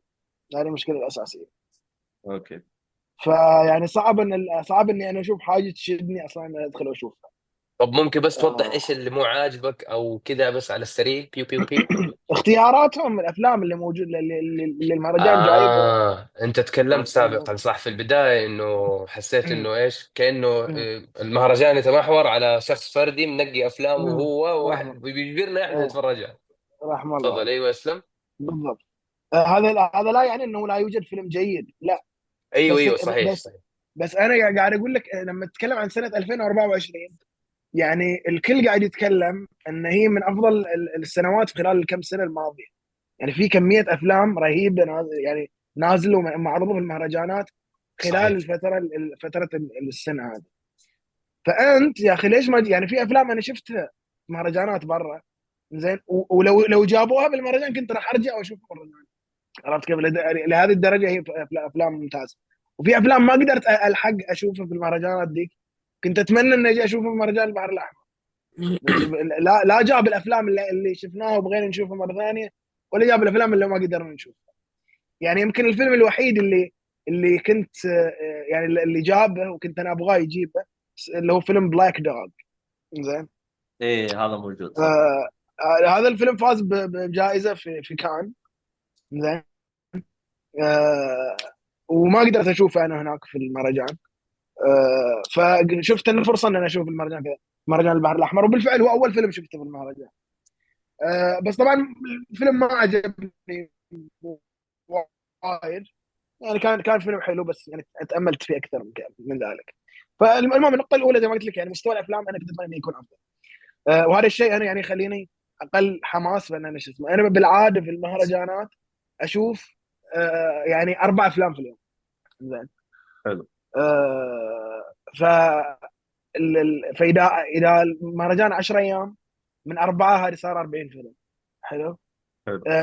انا في مهرجان البحر الاحمر الحين شايف، مع العلم ان انا موجود من تاريخ 6 صباحا، يعني بس يوم الافتتاح ما كنت موجود، الى تاريخ 13 انا موجود. شايف ست ساعات ما شاء الله عليك، جيت كل الايام. ايه يعني بس اول يوم واخر يوم اللي ما جيت، ومع ذلك ما شفت الا 14 فيلم. آه، ف فمستوى الافلام هذه واحد. الشيء الثاني ان انا كنت برضو يعني ملتزم في السوق بعض المشاريع وبعض الميتنجات وكذا، وهذا شيء يعني خلاني ما اقدر اشاهد. وبعض الاشياء برضو اللي خلتني ما اقدر اشاهد هي سالفه التيكتينج سيستم، اللي كله يقول لك انه هو ستاند باي، وبعدين انا اكون انا وشخص اثنين انا رايحين بندخل وهو عنده تذكره وانا ما عندي تذكره، هو يدخل داخل وانا اظل برا، يكلمني من داخل يقول لي القاعه نصها فاضي، اجي اكلم الناس اللي واقفين اقول لهم يا جماعه ترى القاعه فاضيه، يقول معليش اذا ما عندك تذكره ما يعني تقدر لو تدخل. دخلك ما حد داري. عرفت؟ لا مو سالفه ما حد عارف، في ايه. المهرجانات اللي برا في ايه. كيو يعني في السرع موجود للناس اللي معاهم اكريديتيشن وما معاهم تذاكر، شيء رسمي من المهرجان، ان انت ما معك اوكي. تذكره صف على جنب. مجرد ما يبتدي الانترودكشن وما انترودكشن يبتدون يعرفون بالمخرج ومش عارف ايش، وفي مساحه خلاص يدخلون الناس اللي زي ما يترسون القاعه تصير كلها فاضيه. يعني اللي بيجي متاخر راحت عليه. ما يدخلون احد متاخر، بعد بدايه الفيلم ما حد يدخل مستحيل. طيب يا اخي ليه ما يسوي الحركه هاي؟ تلقى واحد جاي بنص الفيلم داخل ما ادري ايش يبغى، خرب الجو. ما في ذا الكلام، ما في ذا الكلام. مهرجانات سينمائيه اذا ابتدي العرض ما احد يدخل، تبغى اللي تقدر تطلع بس ما تقدر تدخل. عرفت؟ والله هذه لو آه يطبقوها بيقللون الدلاخه اللي موجوده في بس تدري لو طبقوها وش راح يصير؟ ما راح تشوف القاعات فاضيه، لان الناس الشعب كله متعود على التاخير. يعني انا اشوف في افلام والله انا اشوف افلام يبتدي العرض في صفين، بعدين لما تشوف نص الفيلم تشوف الناس قاعده تجي شوي، ناس قاعده تجي شوي، الناس قاعده تجي. يعني الناس متعوده انها تدخل الفيلم كان فكره روحها داخل السينما يعني. انا يعني انا بس يعني عندنا ما تنفع الحركه هذه، ها؟ ما تنفع لان ثقافه ما في. عرفت؟ يعني اوكي. ما في ثقافه الحضور، حضور مهرجان سينمائي عفوا. زين، ثقافه حضور مهرجان ما في عندنا، ثقافه حضور سينما تجاريه ترجع. عرفت؟ فالفكره المفروض ان في المهرجانات السينمائيه انت الشيء المهم بالنسبه لك كاداره مهرجان هي انك انت تحط في القاعه اكبر عدد ممكن من الناس. عرفت كيف؟ تخلي القاعه فيها اكبر عدد ممكن من الناس يجي قاعد يشوف الفيلم. مو الفكره انه تذكره، لانه هو في النهايه العمل، كل المهرجان عمل ثقافي مو عمل تجاري. زين، ومهما طلعت فلوس من تذاكر من عند الناس ما راح توفي ميزانيه جوني ديب اللي جبته حفل الختام. عرفت؟ عرفت كيف؟ هذه هذه التذاكر دي اللي خذوها من عند الناس كلها، زين ما توفي قيمه بنزين طياره جوني ديب الخاصه.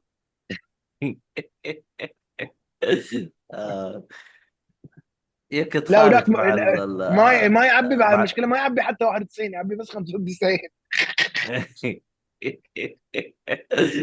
طيب اوكي آه... نرجع للافلام. انا ما سولفت عن فيلم. ايه. زين ايه. انا مثلا بتكلم عن فيلم كلاسيكي شفته، لانه زي ما قلت لك انا مو عاجبني كان شو اسمه القائمة وكذا. القائمه، بس بتكلم عن فيلم كلاسيكي يعني باختصار، وبعدين بسرد بعض الافلام اللي شفتها. الفيلم اسمه العيش والملح. زين، فيلم مصري من نايس. انتاج من انتاج 1949، يعني في الاربعينات. فيلم مصري من الاربعينات، مسوين له ترميم، والنسخه يعني نسخه 4K لهذا الفيلم. الفيلم دراما كوميديا رومانسيه على ميوزيكال. زين على كرايم، يعني اشياء، يعني خلطه كده عظيمه. بس هذا طبعا الخلطه موجوده في هوليوود كانت، وهي ماخوذه من هوليوود في ذيك الفتره، يسمونه اللي هو فتره العصر الذهبي لهوليوود. فانا اللي شدني في الموضوع ان في السينما المصريه في الاربعينات كان فيها كميه الوعي، سواء على مستوى الاخراج، سواء على مستوى السرد، سواء على مستوى الصنعه نفسها وتقنيات التصوير وتقنيات بناء اللوكيشنات وتقنيات كل العناصر الفنيه، اللي تقول ان هذه البلد عنده صناعه سينما. في ال 49 تقول في بلد عنده صناعه سينما. هذا شيء وايد شدني في العمل، والعمل كان جدا ممتاز واستمتعت فيه بشكل كبير. وانا هذه اقدم فيلم مصري شفته في حياتي يعني ما شفت فيلم مصري يعود الى هذا التاريخ من قبل. واتوقع ما يعني قليل ناس شافوه الفيلم، لانه هو يعني توهم مرممين، يعني الفيلم كان يمكن ما فيه له نسخه اصلا قابله للمشاهده قبل. اوكي اوكي اوكي. عرفت شلون؟ هذا اللي اقدر اقوله. طبعا انا بالنسبه لو اخترت فيلم شفت بعض الافلام برضو اللي في المهرجان. واحد فيلم كلاسيكي ثاني اسمه شفيقة ومتولي، اوه سعاد حسني واحمد زكي.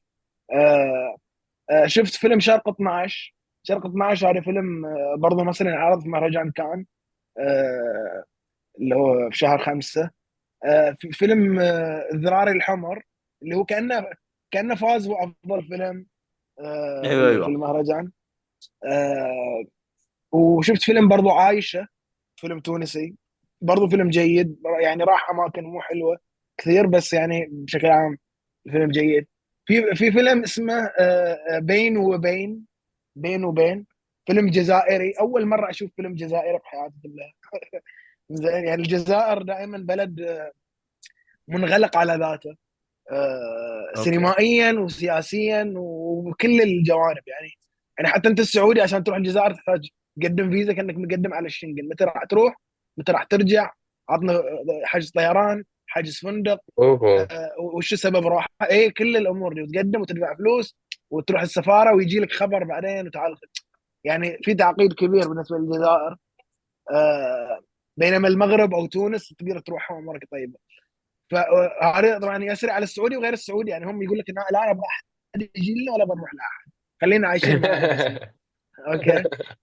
آه ف فانا ما شفت ولا مره فيلم. شفت فيلم اسمه معركه الجزائر، فيلم قديم، اخراج مخرج ايطالي وانتاج مشترك اوروبي على شو اسمه، على جزائري يعني ما بس. هو ما فيلم هو جزائري زي الفيلم هذا بحت. اي مو جزائري بحت، لان وثاني شيء في الستينات. يعني صوروه في الجزائر بس شفنا الجزائر في الستينات، ما شفنا الجزائر اليوم كيف عايشين. فانا همني في فيلم بين وبين اوكي. اني اشوف البلد هذه زين، اللي كانها كوريا الشماليه بس مالت الشرق الاوسط. عرفت كيف؟ وشفت فيلم اناشيد ادم. ما ادري شفتون اناشيد ادم ولا لا؟ انا كان عندي شفته مؤاخذات انا. كبيره عليه. شفته آه انا. يعني هو حرام، هو الفيلم عنده هو فكره عظيمه بس ما اعرف ليش عراقي استغلت. ولا اماراتي هو؟ عراقي عراقي. مم. هو شوف، اتفق في جزئيتك انه الفكره حلوه لكن التنفيذ كان ما اشوفه نفذ، يعني كان بامكانهم ينفذوه بشكل افضل.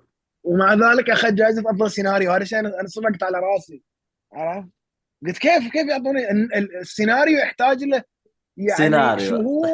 شهور يحتاج له من التعديل ومن المراجعه، ومن التنقيح ومن كذا. كيف تعطيه جائزه افضل سيناريو بس لان فكرته حلوه؟ لا، السيناريو مو بالافكار اللي السيناريوهات تؤخذ. انا ممكن اعطيك اعظم افكار في العالم حاليا واحنا قاعدين، بس في النهايه كيف تستوي هنا الفكره. عرفت؟ اوكي. وممكن تكون فكره من ابسط ما يكون بس لما تتنفذ بشكل حلو تصير يعني فيلم عظيم. فالمهم عن هذا اللي ما ابغى اطول عليكم.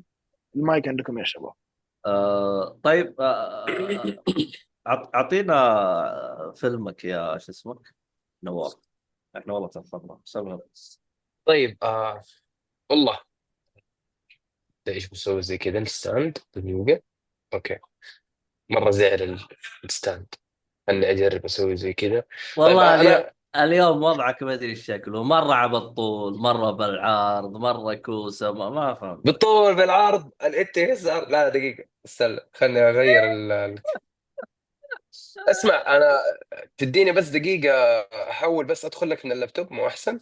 عشان كيف كيف الستاند هنا علق. اديني لحظة هنا كذا. ها شوف عذاري، تقول نواف تحسه طالع من ستار فيلد. ليش؟ عشان لابس رمادي. ما ادري والله، انت اصلا الله. طيب حادي اعطينا عمل من عندك. طيب يا عبد الله، أول شيء نقول مثلا تبغون نسب ولا نمدح ولا شيء كذا خفيف، زي ما يقولوا خفيف لطيف ظريف. مثلا يلا باركور، خلينا نسب، نبدأ بسب شوية. بنت فلسطينية تتكلم أو تشوف فيديو يذكرها بذكريات قديمة وهي في فلسطين، هي الآن في أمريكا عايشة. فتتذكر ذكريات من الفيديو هذا. وواحد من الوجوه اللي في الفيديو تفكر تتصل عليه وتكلمه. فهذا الشخص يقول لها أنا صرت أصور فيديوهات. تقول له إيش تصور؟ يقول لها باركور. يقول لها يعني أنت مخرج ولا إيش وضعك؟ قال لا أنا أصور وبنشر الفيديوهات هذه للناس، وأبغى أشوفوا إيش اللي يصير في فلسطين وكذا. فاللي يصير إنه يعني السخافة ما أقدر أقول سخافة، لأن هي في الأخير هذا شيء متنفسهم. لكن بالنسبة لي أنا ولا شيء.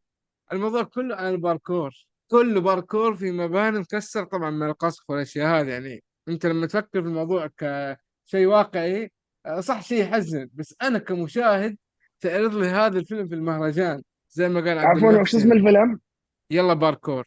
ايه ايه، لما ما شفت أنت الفيلم. إيه. إيه لما أنت تطلع في المهرجان فيلم زي هذا، والسنة الماضية في تجربة بعيدة حق ليبيا والأشياء اللي صارت فيها. فأنا يعني لا ما أشوف لا في نقد سينمائي الفيلم، هو أكثر دوكيومنتري. بس إيش الهدف اللي بوصل له؟ أنا عارف الأشياء اللي بتصير، يعني هي بتفاصيل لمدة ساعتين، ساعتين وشوية. يعني مو ملل. خلاص الملل طلع من عيني يا شيخ. طلعت أنا ما امم. قدرت أكمل. اللي ضحك كان آخر فيلم لي هذا الفيلم شفته في المهرجان بعدها طلعت. زعلته. امم. صراحة شيء يعني خليني ساكت، بس جيت خليني ساكت. لا هو شوف، عامة هم عارفها دي، هو في خليني في ساكت، هذه في عارفها. في هو عامة في قسم من أقسام المهرجان اسمه نيو فيجن. أوكي. اوكي. قسم نيو فيجن اللي هو اللي ينتمي له هذا فيلم يلا يلا باركور، ما ادري شو اسمه. نيو ايوه. هو بيجن اللي هو الحمامة الجديدة قصدك، ولا ايش نيو لا، بيجن؟ لا ذا فيجن، فيجن. رؤية جديدة. فيجن رؤية اوكي رؤية اوكي، يعني. رؤية جديدة، اوكي اوكي. إنه. عاوزين ف مترجم، عايزين. ترجمة اوكي. فورية يا اخي، اللبنانية مو احسن مني. ايش الله، تعرف كذا؟ ست لغات تتكلم البنت. اعرف لغة واحدة عربي، ما اعرف انجليزي. انا اعرف صيني صراحة، تشين تشون. اسلم. ايه، فالافلام اللي عاده تنتمي الى هذا قسم رؤيه جديده ونيو فيجن. آه يعني تكون يعني سرديتها مو معتاده. تكون افلام مثلا وثائقيه، وافلام تتكلم عن مش عارف ايش، وعاده تكون افلام بطيئه او يعني ما ينفهم منها شيء، سرياليه او كذا، يعني عرفت كيف؟ فانت لا مو مهتم انك انت تشوف اشياء غريبه عجيبه، زين، خنفشاريه، زين. فلا تدخل اي فيلم له علاقه بهذا القسم اللي هو نيو فيجن. ثواني ايه عيد بس دقيقة يعني. القسم هذا وش فيه؟ يعني انت اعطيتني حاجة معلومة غريبة. يعني من الريد لسه من البلاك لسه عبد الله يصير زي ترجم أ... الاشياء هذه. ايش؟ لا لا ثواني، ايش هرجة عيد الكلمة اللي انت قلتها تو يا محسن. اي كلمه، قلت وايد كلمات. حقت النيو فيجن، ايش الاشكالية اللي فيه؟ مو اشكاليه، انا اقول لك، هو عاده الافلام يكون فيها ايه اقسام، حلو. وكل قسم له خلينا نقول ثيم، عرفت؟ حلو. زين. يعني كل قسم له ثيم. يعني لما تقول مثلا قسم، مثلا في قسم اسمه كنوز البحر الاحمر. ايوه قسم هذا حق كنوز البحر الاحمر حق كلاسيكيات. صح. حلو. قسم الرؤى الجديده هذا هو ايه هو الافلام اللي لها علاقه باساليب اساليب طرح مختلفه، عرفت؟ اوكي. اساليب تعبير مختلفه غير معتاده، غير اوكي. خطيه السرد. عاده تكون افلام وثائقيه او افلام بطيئه او افلام يعني غير واضحه المعالم، سيرياليه، عرفت؟ اوكي. اوكي. انترستنج. يس. هذه النوعيه من الافلام اللي تندرج تحت هذا القسم. ففي ناس يقول لك والله انا ودي اشوف اشياء زي كذا، اشياء ما شفت زيها من قبل، يعني اشياء غريبه عجيبه. وواحد يقول لك لا انا ابغى اشوف الاشياء اللي انا احبها. وش اللي احبه بروح اشوف زياده من الاشياء اللي احبها. يعني احب مثلا افلام ال ال يعني الدراميه، بروح اشوف افلام دراميه زياده، عرفت؟ ايوه. يعطيك يس. السلامة يا رب. اسلم اللي كان عند المايك او اللي كان هلا شو بيك، اسمه هلا. عبد يتفضل. الله خير الميوت. الحمد لله. ميوت يا عبد الله. طيب فبس يعني بصراحة الفيلم هو الوحيد اللي خرجت وما كملته في المهرجان هذا كامل. من هو يلا التجارب باركور. يلا سوينا باركور برا السينما. فما ادري يعني حتى لو نزل فيلم في السينما ولا اي شيء في البيت ما راح اشوفه ولا انصح أحد تشوفه. كم مض... كم كم فيلم شفت يا استاذ احمد؟ الافلام عاد الافلام يا طويل العمر دقيقة. ما شفت كثير ترى انا يعني هذه السنة للاسف. ما كثير دقيقة. 8 افلام اكثر منك بواحد بس. انا شفت 14. انت كيف عبد الله قال لي انك شفت 7 افلام عبد الله قال لي. لا 7. هذا اللي انا قال لي لو بتتكلم عن افلام، قلت له والله انا ممكن اتكلم عن ال7 دحين. اوكي. بس عدد الافلام اللي انت تابعتها كم كانت؟ 14. ما شاء الله. ان شاء الله تمام. لا انا اه اقول لك صح، هو هذا. خلال اسبوع. صحيح. انا قعدت امم فتره طويله، بس يعني المفروض اشوف اكثر، ما شفت الا العدد ده. ايوه ما شاء طيب. الله تمام. ما حلو شاء الله حلو حلو تبارك حلو. الله. ف يعني هذا تقريبا مم. قلت ابغى ابدا فيه لانه متوقع انه مره سلبي. هل بتروح يا نواف وتكلم عن اللي عندك ولا انت جاهز؟ لا لا جاهز انا عادي، انا بس طيب مستنيكم روح روح تخلصوا. روح. طيب اول حاجه الصوت يا واضح جماعه كويس خلوا ولا؟ خلوا اي خلوا نواف يتكلم من الصبح، يبغى يتكلم عن الافلام اللي حباها في المهرجان، وانتم كل واحد قاعد خلاص يا اعطوا الرجال فرصه. يلا اسلم طيب اسلم حبيبي. ابشر ابشر تحس محسن ابشر. هو محامي الدفاع حق نواف. صح صح. عشان انا مظلوم يا اخي، ما عندي ما عندي احد يدافع عني. لا طيب بسم الله لان الرحمن الرحيم. رجل ومشغل الكاميرا حبيبي ومخلينا نشوف وجهه، مو قاعد متخبي لي حبيبي ورا الله يسعدك. الابواب. استبر الكرة الأرضية ها. كلام ليك يا جارة. كلام ليك يا جارة. المهم بسم الله الرحمن الرحيم. طيب احنا عشان الشباب كلنا قلنا نقسم الافلام على اساس انه يكون في تنوع في الاجوبه وردود الفعل والاراء بقدر الاستطاعه وقدر الامكان. حرصنا انه كل واحد يشوف افلام ما يشوفها الشخص الثاني عشان تجينا اجوبه متنوعه زي ما قلت. انا شفت فيلم اسمه سوبر بويز اوف ميراجون. هي مدينه في الهند. فيلم يتكلم عن صناع افلام هو يطمحوا انه يكونوا معروفين، يصير معاهم فلوس، يجمعوا فلوس من الافلام. يوريك اشياء. يعني طبعا قبل ما اقول لكم عن ايش يوريك هذا الفيلم. يبغوا يكونوا معروفين، يبغوا يكونوا مقتدرين ماليا، طفشوا من الفقر والحياة السيئة كمان هم في مدينة اصلا فقيرة يا اخي هو يقول الطفرة هذه يا عم طفشني من الطفر، زي يكون معنا فلوس يا اخي. واحد يقول لك منهم يعني يقول انا ابغى اتزوج، والثاني يقول يا اخي انا ابغى اكون واحد مره معروف اطلع في بوليوود والاشياء هذه. على كل واحد منهم فيه اهداف شخصيه. فعن طريق الافلام حقتهم، واللي هي بعضها مثلا افلام وجدت في السابق يرجعوا يسووا لها اعاده تصوير مره ثانيه بس بطابع فكاهي وبطابع يشرح ويتكلم عن مدينتهم اللي هي ميليغون. يوريك صعوبة المعيشة في مدينة ميليغون، يوريك مثلا ايش في سيناريوهات تصير لهم. فزي ما يقولوا كوميديا سوداء. الأحداث اللي تصير مرة حلوة. طبعا المعلومة اللي البعض يهتم لها، مدة الفيلم ساعتين وسبع دقائق. اللي هو خلينا نقول 127 دقيقة عشان عبد ايه الله مرة ايوه ايه ناقد. لا انتبه. ايوه يس. عشان عبد الله 100 بالساعة جالس 107 له. ايه إذا صار 127 دقيقة مضبوط. 128 يدي الفيلم صفر من عشرة. لا صح الوقت غلط. صح. فهذه كده ايش نبذة على السريع على ال- الوصف او البلوت حق الفيلم. ما ابغى ادخل وما اقدر ادخل في تفاصيل زياده عن الفيلم لانه كذا خلاص كذا راح يعني خليني اقول لك بس وصف للمدينه وايش الاشياء اللي تصير لهم، الحاجات هذه وبس. الباقي انت كمشاهد لازم تتفرج عليه. لانه اكثر من كذا خلاص راح ابدا ادخل في الحرق والاشياء هذه. انا بس افضل ان انا اعطيك نبذه عن الفيلم زي كذا، بلوت ايش هو، عن ايش الاحداث ومده الفيلم وخلاص. طبعا بالنسبه لنا احنا كناس ممكن يعني خلينا اقول السائد او المتعارف عليه، احنا ما نشوف افلام هنديه او بوليووديه. لكن لها شعبيه ومحبه من بعض الناس. فما يمنع انه تشوف هذا الفيلم. الفيلم ترى ككوميديا يعني يضحك. يعني لما تلقى جمل مضحكة تضحك. التريقة اللي تصير يعني أنا ماني فاهم، هل الكاتب حق الفيلم مشخصنها مع فريق العمل ولا إيش؟ لأنه كل محش أو كل تريقة بيتريق على الممثل نفسه، مش بيتريق على الشخصية. يعني الممثل واحد مرة طويل يقول له يا عم أنت طويل يا أهبل، أنت تقول تستهبل علي أنت وطولك هذا، جبهتك تروح تصقع في الباء يعني. التريقة صح.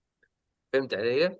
فتحس انه التريقة او المحش الكاتب كاتبها خصيصا مشخصنها مع الممثل، عرفت؟ تحس انه السيناريو مبني. على السيناريو الممثلين. انكتب. ما ايوه هو مكتوب كذا يعني بدي.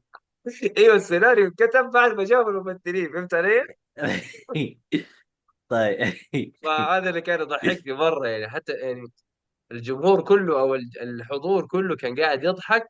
والمخرجة شافت انه اوف الناس قاعدين يضحكوا على النكت، انه يعني مو تسليك.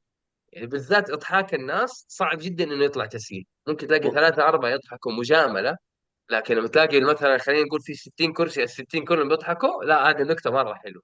فهمت علي؟ فيا بس والله انك وص راح تشوف افلام تضحك وانا تاركني مع النكد. خليك روح ابكي، انا ادور على كوميديا. بس اصبر، الحوبة جات لي. هو في دقيقه فيلم دقيقه راح دقيقه يا اتكلم جماعه، عنه والله. من ولا كان من ولا كان يختار الافلام من الشعب؟ إيه؟ كيف؟ ايش؟ يعني من ولا كان يختار، يعني انت لك من ولا كان يختار الافلام انه خلاص انت تشوف ده الفيلم وذاك تشوف ذاك الفيلم. كل مين يختار وانا اخر واحد.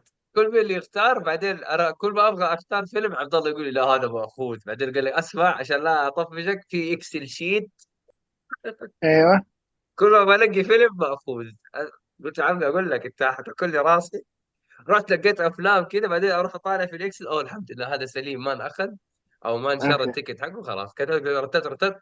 بعدين اسمع، ترى انت عشان تشوف افلام هذه يبغى لها تجهيز، اللي هو الذهاب من انا لانه ما قد رحت البلد كلها، رايح الريتز كارلتون، فما اعرف البلد كيف.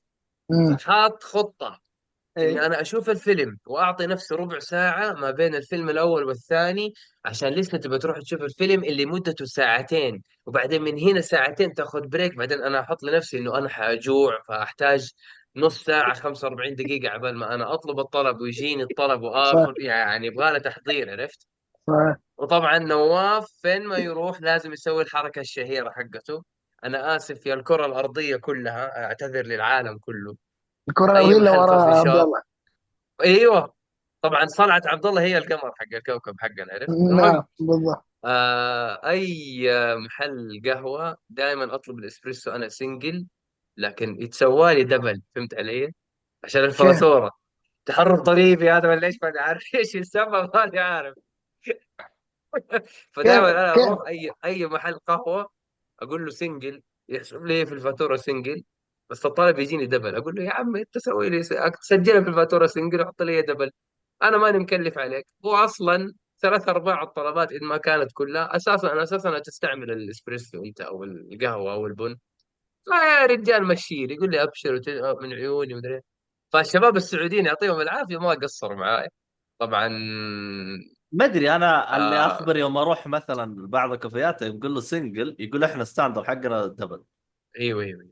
ولا يعني في منهم دلعوني، اذا تعرف لما تروح كافي شوبس لما تطلب اسبريسو يجيب لك مياه غازيه كويسه جدا، المياه الغازيه تشربها على اساس انه ايش، تجهز نفسك انك تشرب اسبريسو شيء محترم نظيف مرتب.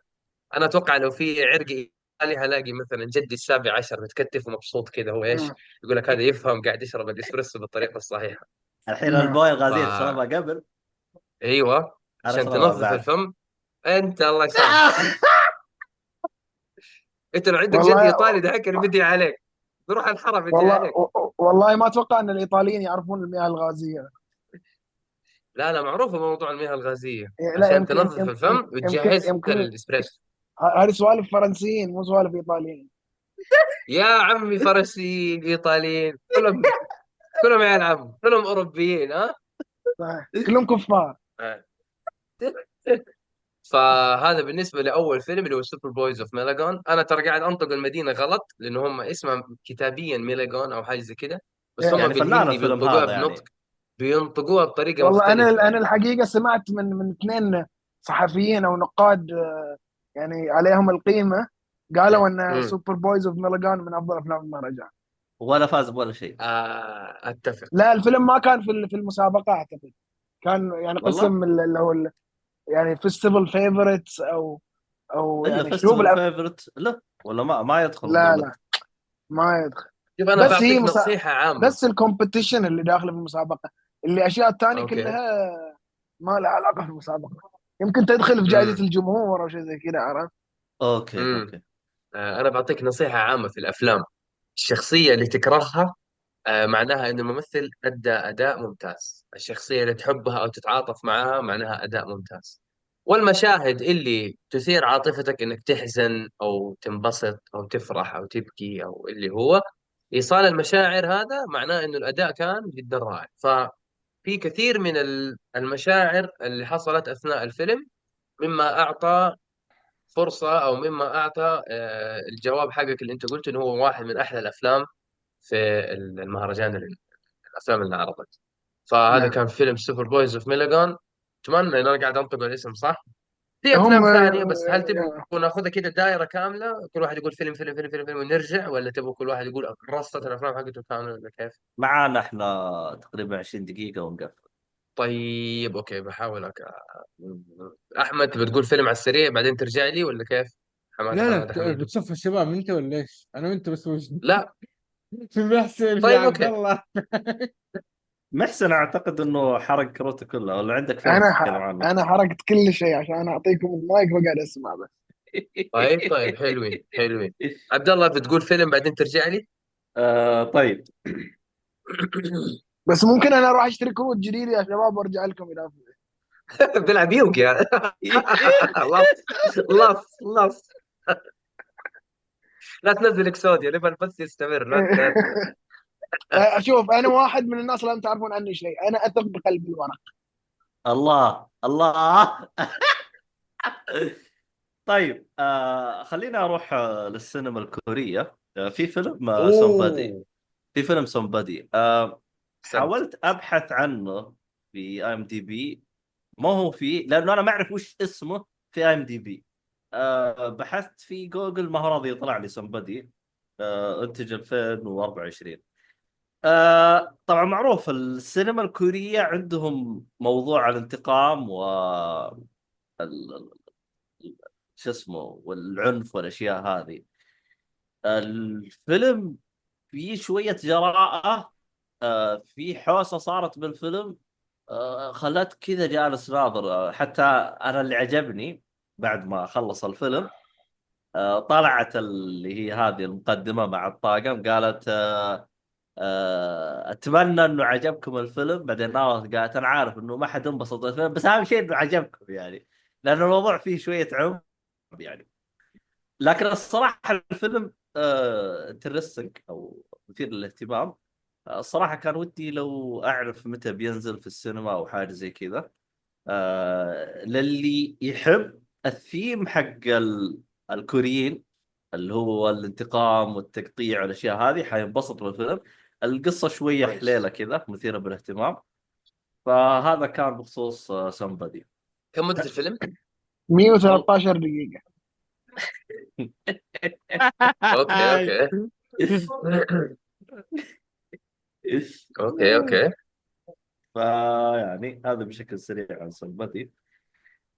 خليني أعطيك بعده فيلم إيراني اسمه حلو، انت تنوعت في الجنسيات، هذا شيء مره حلو، احسنت يا عبد الله. أنا لفيت الكرة الأرضية. معروف عنه يحب انه واحد. ينوع جنسيات عبد الله. هو يقول لك الكره دي في جيبي، هي حرفيا وراه ليترلي. اسلم. المهم فيلم إيراني اللي هو 6 أو 6 AM أو 6 AM. او 6 صباحا. 6 صباحا، حلو حلو. 6 صباحا، حلو. آه... قصة الفيلم عبارة عن بنت عندها رحلة الساعة 6 الصباح بالطيارة، يعني عشان تبغى تسافر، تبغى بعثتها، عندها بعثة. تصير أحداث في بداية الفيلم تسوي شربكة في الهرجة، فتشوف الموضوع متوتر. الفيلم تحسه من النوع الكوميديا الساخرة أو حاجة زي كذا يعني. آه، التمثيل والاشياء اللي موجوده في الفيلم، يعني صراحه الايرانيين عندهم لمسه جميله في السينما. ف صراحه يعني الفيلم يعني من ناحيه تشويق ممتاز، لان انت بتحاول تعرف انت الشخصيه هذه ايش راح يصير لها، ايش راح يصير لها، او ايش الاحداث اللي حتترتب قدام. آه ال- شو اسمه الثيم الكامل الصراحه انبسطت فيه. ايضا انا اشوفه فيلم يعني يستاهل اللي يبغى يشوفه، فيلم جميل يعني، انا انصح فيه. من ناحيه دراما، يعني دراما على ايش يقولوا له، اللهم صل على محمد، على كوميديا سوداء. فهذه فيلمين حقتي. نترك لك المايك يا نواف. طيب انا تابعت فيلم كنوع من التغيير برضو زي فكرتك. تابعت فيلم انيميشن الاطفال، هو اسمه نايت اوف ذا زوبوكاليبس. دمج ما بين كلمة زو حديقة حيوانات وابوكاليبس اللي هي يعني ايش، زي الانهيار والدمار الشامل للعالم كده. يعني اوكي. هي ببساطة البلوت أو القصة عن غيمة كده داخلها حيوان قاعد يغير ويخلي الحيوانات داخل الحديقة هذه تحول ويصيروا مجانين كده، ويعني يصير إيش، لونهم غامق أو بنفسجي عشان يرمز إلى إنه صاروا ايفل كده أو أشرار. ففي بعض الحيوانات أو الشخصيات قدروا يهربوا من هذا الغزو، خلينا نقول. وبيحاولوا يلاقوا حل، هل يهربوا برا حديقة الحيوانات، وبالصدفة يلاقوا طريقة لعلاج المشكلة وكذا، وتصير لهم أحداث ومغامرات وكذا خلال الساعة ونص اللي تابعنا فيها الفيلم. بس بصراحة هو الفيلم كقصة كذا أو كبلوت حسيت إني بضيع وقتي، مليت، ما عجبني. الشيء الإضافي إنه هو فيلم للأطفال، وانت عارف ان انت لما تروح هذه دور العرض والمهرجانات اللي تابع فيها الافلام تكون غير ما هي مقصقصه او ما هي معدله او ما هي محذفه، او ان صح الوصف يعني. حلو. لاحظت انه ترى في اشياء غير اخلاقيه للاطفال. يعني هو للاطفال بس لاحظت انه في اشياء غير اخلاقيه. يعني طريقه التصوير او الكاميرا تيجي من اماكن تحت الحزام كثير، عرفت؟ مم. يعني انا مستغرب، يعني حتى قاعد اكلم صاحبي قلت له انا موسوس ولا انا ولا في غلط؟ ببالغ، ولا في هو فعلا كذا يعني. كل شويه مثلا اذا واحد من الشخصيات اتاذى او انضرب او شيء، ينضرب من اماكن كلها تحت الحزام، من فاهم علي؟ فمستغرب انا ليش كل شويه بهذه الاماكن قاعدين يركزوا عليها فريق العمل. هل هذه طريقه علشان مثلا يميتوا الحياه في الاطفال؟ مع انه انت تعرف اول ما تدخل ولدك المدرسه مثلا تمهيدي او روضه او كي جي، اول شيء كأب انت تعلم ولدك انه هذه مناطق ما حد مثلا يمسكها او يتكلم عنها او الاشياء هذه، وما حد يمزح معاك في هذه المناطق. فليش في الان زي هذا الفيلم الكرتوني او الرسوم المتحركة، ليش قاعدين تركزوا على هذيك المناطق؟ فانا استغربت صراحة، قلت انا لازم اتكلم مع هنا في البودكاست انه انتبهوا. مش عشان انه الفيلم لاطفال معناه انه نية سليمة وانه هذا شيء خلاص انه لا يا رجال حق اطفال ايش بيصير يعني إيه. فما نبغى الاستهتار هذا يوصل للناس. حبيت انا انبه، سبحان الله انا قلت خليني اتابع انيميشن عشان اشوف جودة الانيميشن كيف والتحريك والاشياء هذه كويس. بس في سماجة او ثقالة دم الامريكان هذه عرفتها، اللي كذا اللي يقول نكتة وتحسب انها تضحك. في يعني كثير جمل كان المفروض انها تضحك وصار في صوت صرصار الليل، تعرف دي الحركة، ما مم. سماجة. وبس انا اكثر شيء يعني سلبي لاحظته اللي هي التركيز على هذه المناطق اللي المفروض ما تركز عليها بالنسبة لفيلم موجه للأطفال 3 أو 5 أو 7 وفوق. ما أؤيد هذه الفكرة بصراحة. وبس حبيت أنبه أولياء الأمور والأهالي إنه التقييم العمري مهم. الشيء الثاني انه مش عشان الفيلم 3 وفوق أو 7 وفوق، معناه إنه خلاص الامور المحتوى طيبه. آمن بالكامل، أو إنه الأمور طيبة. أفضل إنه بشكل عام، مش بس هذا الفيلم، بشكل عام أي شيء رسوم متحركة يا بابا ويا ماما، شوف الفيلم نفسه قبل لا توريه أطفالك، علشان تعرف هل هذا الشيء مناسب لوعيه ولفهمه. هل في أشياء لو شافها حيجي يسألك آخر الليل، ولا حيجي يقروشك لأنه ما فهم، أو ممكن يسألك أسئلة هو قد تكون لا أخلاقية بس هو مو عارف إنها لا أخلاقية. فهذا من الأفلام اللي ممكن لو شافها ابنك حتجي أسئلة كثير يعني. فأنا أشوف إنه مراعاة المحتوى، انتبه لهذا الفيلم اللي هو نايت اوف ذا Apocalypse، مدة الفيلم ساعة ونص. يعني فيلم صراحة حسيت إنه فلوس رايحة على الفاضي، ما مش يعني كتحريك نفس الستاندرد التحريك اللي تعودنا عليه، بس ما في شيء جديد يعني. حلو. وبس والله. آه كذا خلص محتواك. لا، هذا فيلمين، باقي ثالث فيلم اللي مرة خرافي. بالنسبة ليوم السبت، بعدين في يوم الجمعة شاهدت أفلام قصيرة. فإذا حاب أنت تتكلم عن فيلم وبعدين ترجع لي، إيش شوف، رأيك؟ تتكلم على فيلم حقك وانا بقفل بفيلمين وبعدين بنقفل نكمل الحلقات الجايه. طيب زي ما تحب، أوكي. أنا تابعت فيلم اسمه ذا لاست رونن. عفوا حبيبي نواف، انا استاذنكم يا جماعه تفضل. الخير. خلاص طيب. ماشي. انا لازم اشوفك اتكل على على الله. لا. الله نلقاكم في يوفقك قادم ويسهل أمورك. شو اسمه الحلقات وفي قادم قادم الأيام. المهرجانات. ان وأنت شاء في الله أفضل ان حال شاء إن الله. شاء الله. أنا الله مهرجان يسهل افلام أمورك السعوديه شهر 4 من 17 إلى 24. مهرجان امم أفلام السعودية في الظهران في ما الشرقية. شاء الله. حلو. حياكم الله امم كلكم ضيوف عندنا. الله يبقيك. ان شاء الله ان شاء الله راح عرفت شلون؟ نتقابل هناك. ايه وبرضه في البحر الأحمر السنة الجاية بإذن الله، الله يحيينا. وأنت طيب إن شاء الله. ونتقابل يا حبيبي. بس ترى شوف، اذا جيتك بمهرجان افلام السعوديه وما لقيت شو اسمه، التذاكر. لا ما لقيت الفيلم حقك نازل، ترى بسحب عليك ترى. شاورما الخبر، لا طيب لا شيء ضبط أمورك. لا لا، زين لو المهرجان رفض الفيلم وش اسوي؟ اذا رفض خلاص لا لا إن ندم. شاء الله، لا لا. لا لا إن شاء الله بينقبل إن شاء الله. الله يوفقك ويسهل أمورك. alright. شكرا جزيلا جميعا لكم على هذه العفو، الله الاستضافة يوفقك. الجميلة، استمتعنا كثيرا آه اللي بالحديث. يبغى لايك وايز. محسن وهذا كل حساباته راح تلقاها في وصف الحلقه. كفو محسن، الله يعطيك العافية. إيه. أهلا وسهلا. باي باي جميعا. باي باي، الله يوفقك. طيب يا نواف. أنا تابعت فيلم اسمه ذا لاست رونن، وصار لي صار لي سيناريوهات كثير، صار لي سيناريوهات كثير. طيب، أول شيء، آه يا أخي أنا أقول لك حاجة. أول حاجة أنا أحسب إيش ذا لاست رونن هي رواية يابانية معروفة، وقلت يمكن ألاقي مياموتو موساشي، قلت يمكن ألاقي مثلا، بحكم إنه مياموتو موساشي جات فترة إنه هو كان رونن. رونن أول شيء خلينا نفسر هذه الكلمة. رونن هو الساموراي اللي مات المعلم حقه، أو الساموراي اللي ما عنده معلم، فيصير اسمه رونن. فاسم الفيلم ذا لاست رونن. طبعا في رواية أخرى ذا لاست رونن برضه اللي هي نينجا تيرتلز، اللي تعرفوه سلاحف النينجا الأربعة. فالقصة هي اوكي. عن 4 إخوان نينجا تيرتلز. في اذا تابعتوا الفيلم النينجا تيرتلز اللي نزل في 2003 او 2004 حق نيكلوديون، ليوناردو ابو ربطه زرقاء كان دائما يجي له كابوس، انه هو الكابوس حقه انه كل مره واحد من اخوانه الثلاثه يموتوا، فيصحى من النوم مفجوع، ويروح يكلم ماستر سبلنتر او بالعربي المعلم رشدان اللي هو الفار. فكان يروح يكلمه يقول له انا حلمت انه صار له كذا وكذا وكذا ومدري ايش اسوي انا. فيقول له يا ليوناردو هذا حلم، لا تخاف، هذه يعني أشياء وسوسة والكلام هذا، فلا توتر وما إلى ذلك. فحسبت إنه ذا رونين ممكن يكون مثلا برضه نفس القصة مشابهة، إنه 4 إخوان وواحد بيشيل همهم وزي كذا. طلع لا، لاست رونين إيش طلع يا وحش؟ طلع فيلم روسي، وأنا أحسبه ياباني.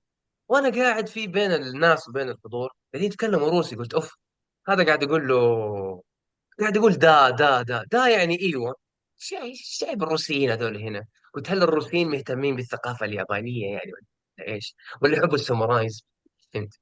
والله اقعد، وشويه واحد من الروسيين هذول، طبعا انا معلومه كذا عني عامه، جات فتره ايام لما كنت العب كول اوف ديوتي وما ادري كان مزود الخدمه حقنا الدي اس ال كان يوديني مع روسيين او يوديني مع المان لما العب كول اوف ديوتي، ما ادري ليه.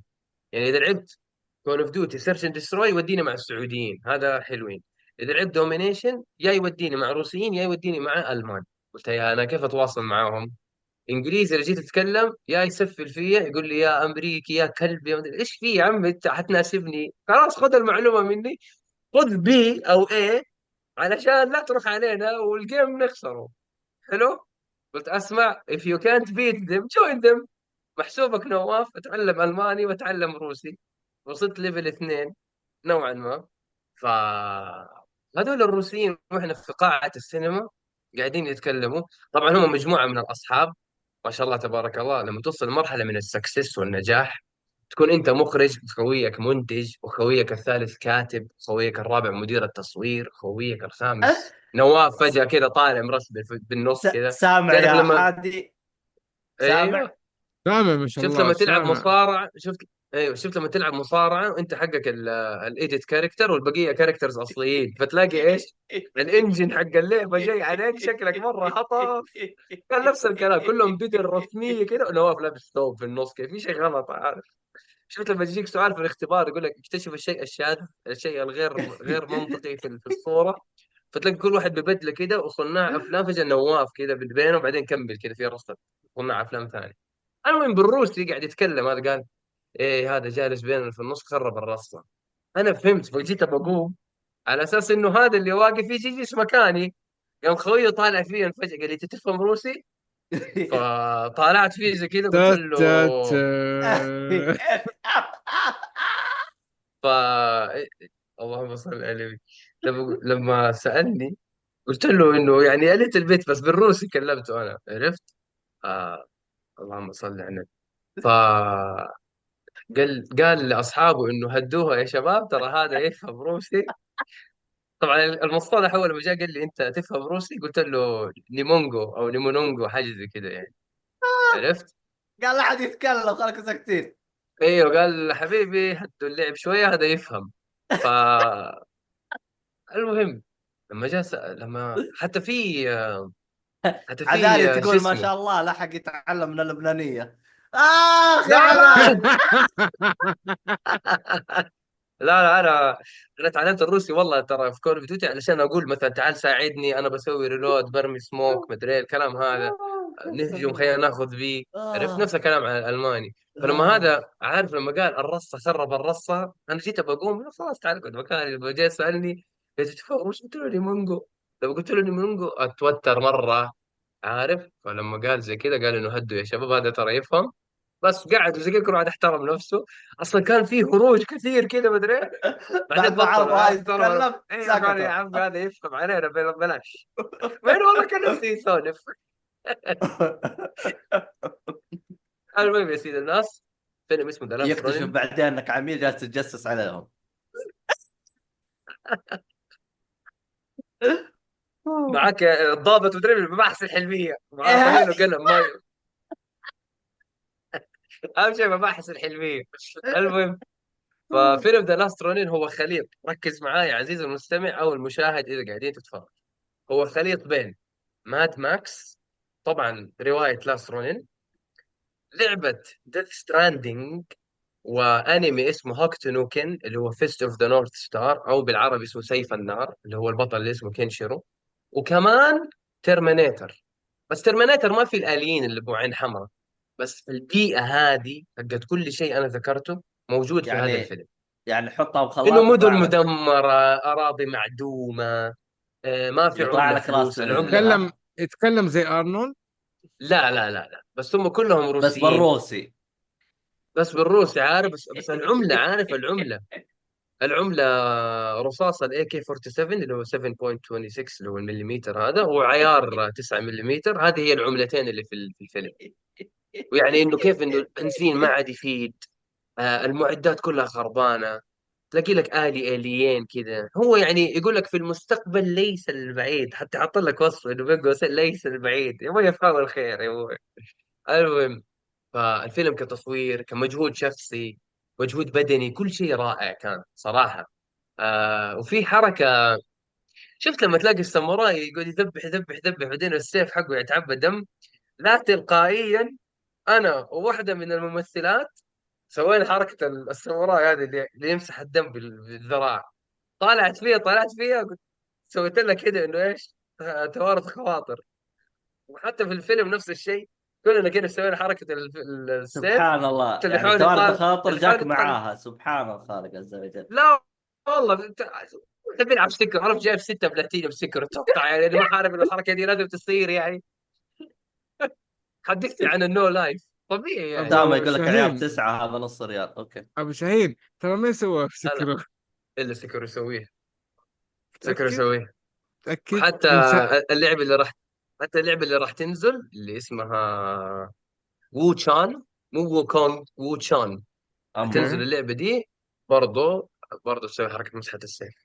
يعني في ووكونغ وشون ونواف وحادي لا، في وو لونج وفي وو كونغ وفي وو تشان. وو تشان حتنزل. ف عامة الفيلم مدته 2 ساعتين ودقيقة، عشان لا هذا. الفيلم رائع جدا. الساوند تراكس او الموسيقات او السكور المستخدم في الفيلم مرة رائع. الأداء والتمثيل مرة رائع. السيناريو، الأشياء اللي هو متعلمها البطل نفسه. أنا لاحظت إنه، أو يمكن ما قدرت ألاحظ بكفاية، لاحظت إنه ما في ستانتس. يعني تعرف لما تسوي فيلم أكشن وفي مضاربات وفي كذا، يجيبوا ممثل بديل عشان لو في ضرب لو في شيء ما يتأثر أو يتعور الممثل الأساسي. لا، لاحظت هم كلهم بيتدابجوا وبيتضاربوا ويتعاركوا وكل شيء. فما في أي ستاند دبل، وهذا الشيء كان رائع الصراحة في الفيلم اللي هو ذا لاست رونين. 2 ساعتين ودقيقة، جدا رائع الفيلم، أنا أنصح فيه. وبالنسبة لي هو أحسن فيلم أنا تابعته في المهرجان كله يعني. والله كلنا وقفنا الصراحة. نصفق، كلنا انبسطنا. حتى في واحد جنبي سأل سؤال يعني، هو سؤال مرة حلو. بس يعني لما تشوف الفيلم أنا ما أقدر أقول إيش هو السؤال، بس إنه سأل سؤال حلو برضه فهمت عليه. أقول لك اللي جنبي توتر ف... فالسؤال كان سأل مرة بالروسي حلو. يعني. سؤال بالروسي أنا فهمت. أقول لك اللي طالع فيه هذول أقصد أخوي بعيد، يقول لي أنت والله إنك مجنون. يقول لي الله ياخذ كون اوف ديوتي اللي خلتك زي كذا. ففيلم ذا لاست رن مرة رائع، اللي يبغى يشوفه ما راح يندم. فيلم مرة ممتاز، والبيئة جدا حلوة اللي هي الآرت. حتى سألوه فين تم التصوير، لأنه يا أخي يعني أماكن شاسعة مرة كبيرة، كلها صحراء ومعدومة ومكسر المعدات. يعني خلق لك بيئة تشبه هوكتن اللي هو فيست اوف ذا نورث ستار وترمينيتر وديث ستراند وماد ماكس. يا اخي البيئة اللي تسوت فريق الارت، شكرا، شيء مو طبيعي، رائع جدا. لاستروني، لا انا هذا الفيلم لازم اشوفه الصراحة يعني. والله والله نصيحة، اي احد بيشوف او بيستمع للبودكاست نصيحة شوف فيلم ذا لاست رونن. وطبعا اكيد حتلاقوا ذا لاست رونن مرة كثير لانه الاسم جدا معروف لانها رواية. فهو ذا لاست رونن. بس هو حتلاقي اخذ الوول من بيبر او الرواية ولا الصورة ما اخذ شيء من الرواية؟ خفايف. انا صراحه تعرف مسمى كليك بيت اللي هو تنقر على الرابط او الخبر عشان تنخدع وتلاقي شيء ثاني. هذا اللي صار لي. كليك بيت اقول فيلم روسي يا عيال، انا احس بشوف شيء ياباني والله. 1-0. اصلا كلكم ضاربتوا آه. عليه اصلا تبغوه. الحمد والظاهر لو لله انك انا الحمد لله انا لو اللي انت تابعت الفيلم. الظاهر لو انك تدري انه روسي كان يمكن كنسلت من لا، قبل لا لو تدخل. دريت انه روسي بقعد مكان المخرج. لا بس حرفيا المخرج كان قدامي وواحده من الممثلات كانت قدامي ويعني كل ما يكون اول ظهور لواحد من فريق العمل يصفقون كده على خفيف كده، يقول له اوه شو رأيك بالكاميرا دري. فيعني كان حلو، رهيب رهيب. في كيمستري ترى بين فريق العمل، وهذا كان شيء مره حلو يعني صراحه. ونواف ويوضح بينهم. لك قد ايش. ونواف فاهم، مش نواف منه، نواف فاهم اهم حاجه. فهذا هو. طيب. تبغاني طيب اقول الفيلم اللي انا شفته على السريع اسمه ايفس، عن كره بيسبول. كذا تكون خلصت كل شيء. هذه كأفلام طويلة، كأفلام قصيرة باقي فيلمين قصيرة. واحد 20 دقيقة، واحد 7 دقائق، والفيلم الطويل هذا إيفس كرة بيسبول. طب قفل محتواك عشان نقول لك السلام عليكم. طيب، إيفس فيلم بائس كئيب، ناس يلعبوا بيسبول، مليان نكت داخلية، انسايد جوكس. تخيل كده مثلا انت رايح كده قاعد مع 6 ولا 8 قاعدين بيمزحوا مع بعض، وانه اخر مباراة بيسبول لهم مليان انسايد جوكس. يعني انا ابغى اضحك، انا اوكي قالوا لي كوميدي، انا ابغى اضحك. ما هي راضية تطلع حلو. الضحكة يا راجل. الناس صاروا يقوموا. ابو اللي المخرج اعطاهم نظره كده، بعدين تخيل بقيت انا وثلاثه، واحد في الطرف في اليمين، وخ... وبرضه خوي اللي كان مشرف جاء كده طالع كده. المخرج طالع فيه اداني نظره تكفى لا تروح، يعني تكفى اقعد. فاعطيته كده نظره اللي حل عني يا عمي انت. فقلت يا عمي هل اطلع انا من القاعه؟ بعدين يعني قلت ما لا، بقى ما بقى غير المخرج يعني، وانت. ما بقي غير المخرج، انا 3 ولا 4. الفيلم كله شياب من جد، كلهم اعمارهم 60، كلهم كده 60 55.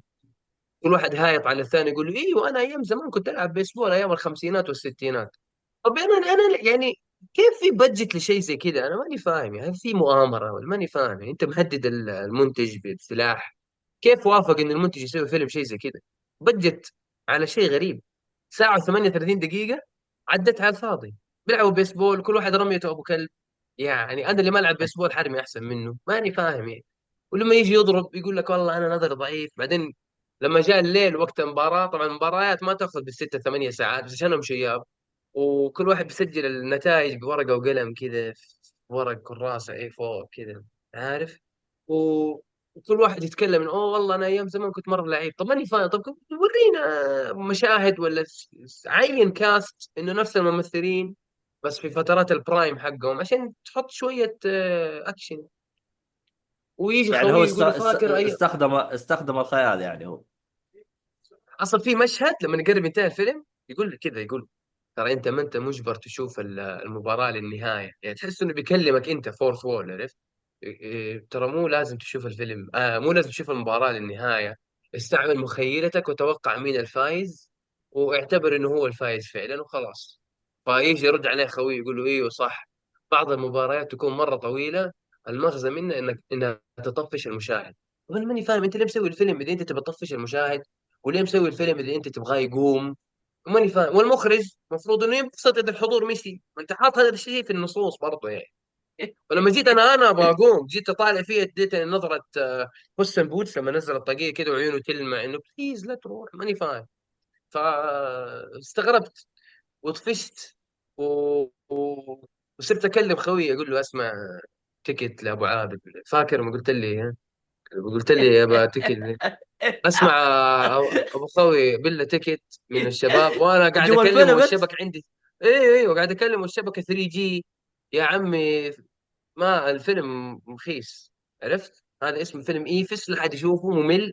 الا لو عندك مثلا ساعه و38 دقيقه تبغى تضيعها على الفاضي شوف. بس هذا يعني اختصار الاختصار يعني. طب حلو. باقي. فيلم قصير، فيلم قصير اسمه يوم سعيد. هو شخصية اسمها سعيد بن سعد، يوريك يوم من أيامه في المكتب حقه، بيئة العمل ما إلى ذلك. فيبدأ الفيلم 20 دقيقة. هو يبدأ الفيلم إنه هو يصحى متأخر 11 ونص والدوام 8، وتصير له أحداث سيئة إلين يوصل المكتب، وتصير له برضه أحداث سيئة في المكتب، وتصير له أحداث سيئة بعد الدوام. يعني يوم سعيد بس مرة مو سعيد. يا اخي فانا ما هذا ابغى اعطي الفيلم، تفاصيل زياده عشان لا الفيلم احرق، بس هذا الفيلم مره حلو. في محش وفي ذبات وفي كل شيء يا عبد الله، شيء مو طبيعي لا يفوتك. يا اخي الفيلم هذا اذا انا ماني غلطان ترى كان موجود السنه اللي فاتت. ما اتوقع لانه في فيلم بنفس يعني الاسم يوم سعيد. بالله انا غير ارجع انا اشوفه حق السنه ما اللي في فاتت. مشكله، ما في مشكله. والفيلم الاخير اللي شفته اللي هو فيلم قصير برضه 7 دقائق اسمه ذا ايدج او الحافه. هو طبيب نفسي، منهمك في شغله، منهمك في يومه في الدوام حقه، وناسي بيته وناسي زوجته يعملها، لدرجة إنه حتى زوجته استاءت، صارت تشك فيه لأنه أحيانا بيجيب بعض الحالات أو المرضى لبيته، ويصير يكون جلسات كده جماعية إنه تنفيس عن الطاقة السلبية وتنفيس عن الطاقة والتخلص من المشاكل والأشياء هذه. فيعني بتقول له إنه أنا مستاء من اللي بيصير وكيف كذا، وأنت يومك طول اليوم رايح في هذا الشغل حقك ومهملني أنا ومهمشني. فلو ما تبغى يا اخي موضوع الزواج هذا طلقني يا اخي وفكنا من شرك وفكنا من الاهمال حقك هذا، الاهمال هذا متعب مدري. فمع ال7 دقائق هذه على انها قصيره، الا انه في اشياء في الحوار والتصوير والموسيقى المستخدمه اشياء مره حلوه. 7 دقائق ما هي بسيطه، حتعجبك. فيلم ذا ايدج بطوله خالد يسلم، حبيب الشعب ابو عمر. انا اعرفه معرفه شخصيه ابو عمر. اداء ممتاز جدا. يا اخي خالد بالصدفه يسلم كمان هو لقيت. نفسه اللي كان بالهامور. ايوه خالد يسلم كان في الهم، صحيح. والله. هو نعم. اوه فنان هذا، رهيب ايوه رهيب طبعا، هذا حبيب هذا. القلب ابو عمر. اصلا بالصدفه لقيته معايا في نفس النادي وهو اصلا خال صاحبي. صار يناديني الكوتش وانا ماني كوتش، اقول له اصلا مو عشان الحفظ صرت كوتش. قال لي لا انت يا ابويا انت كابتن الكباتن، يقول لي.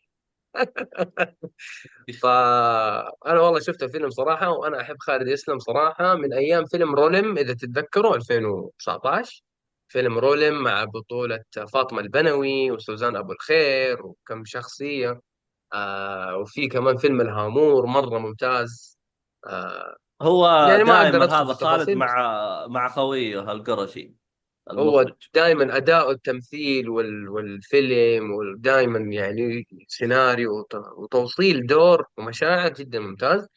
خالد يسلم، فعشان كذا انا احب احضر افلام. وبكذا انا خلصت كل شيء بالنسبه لي.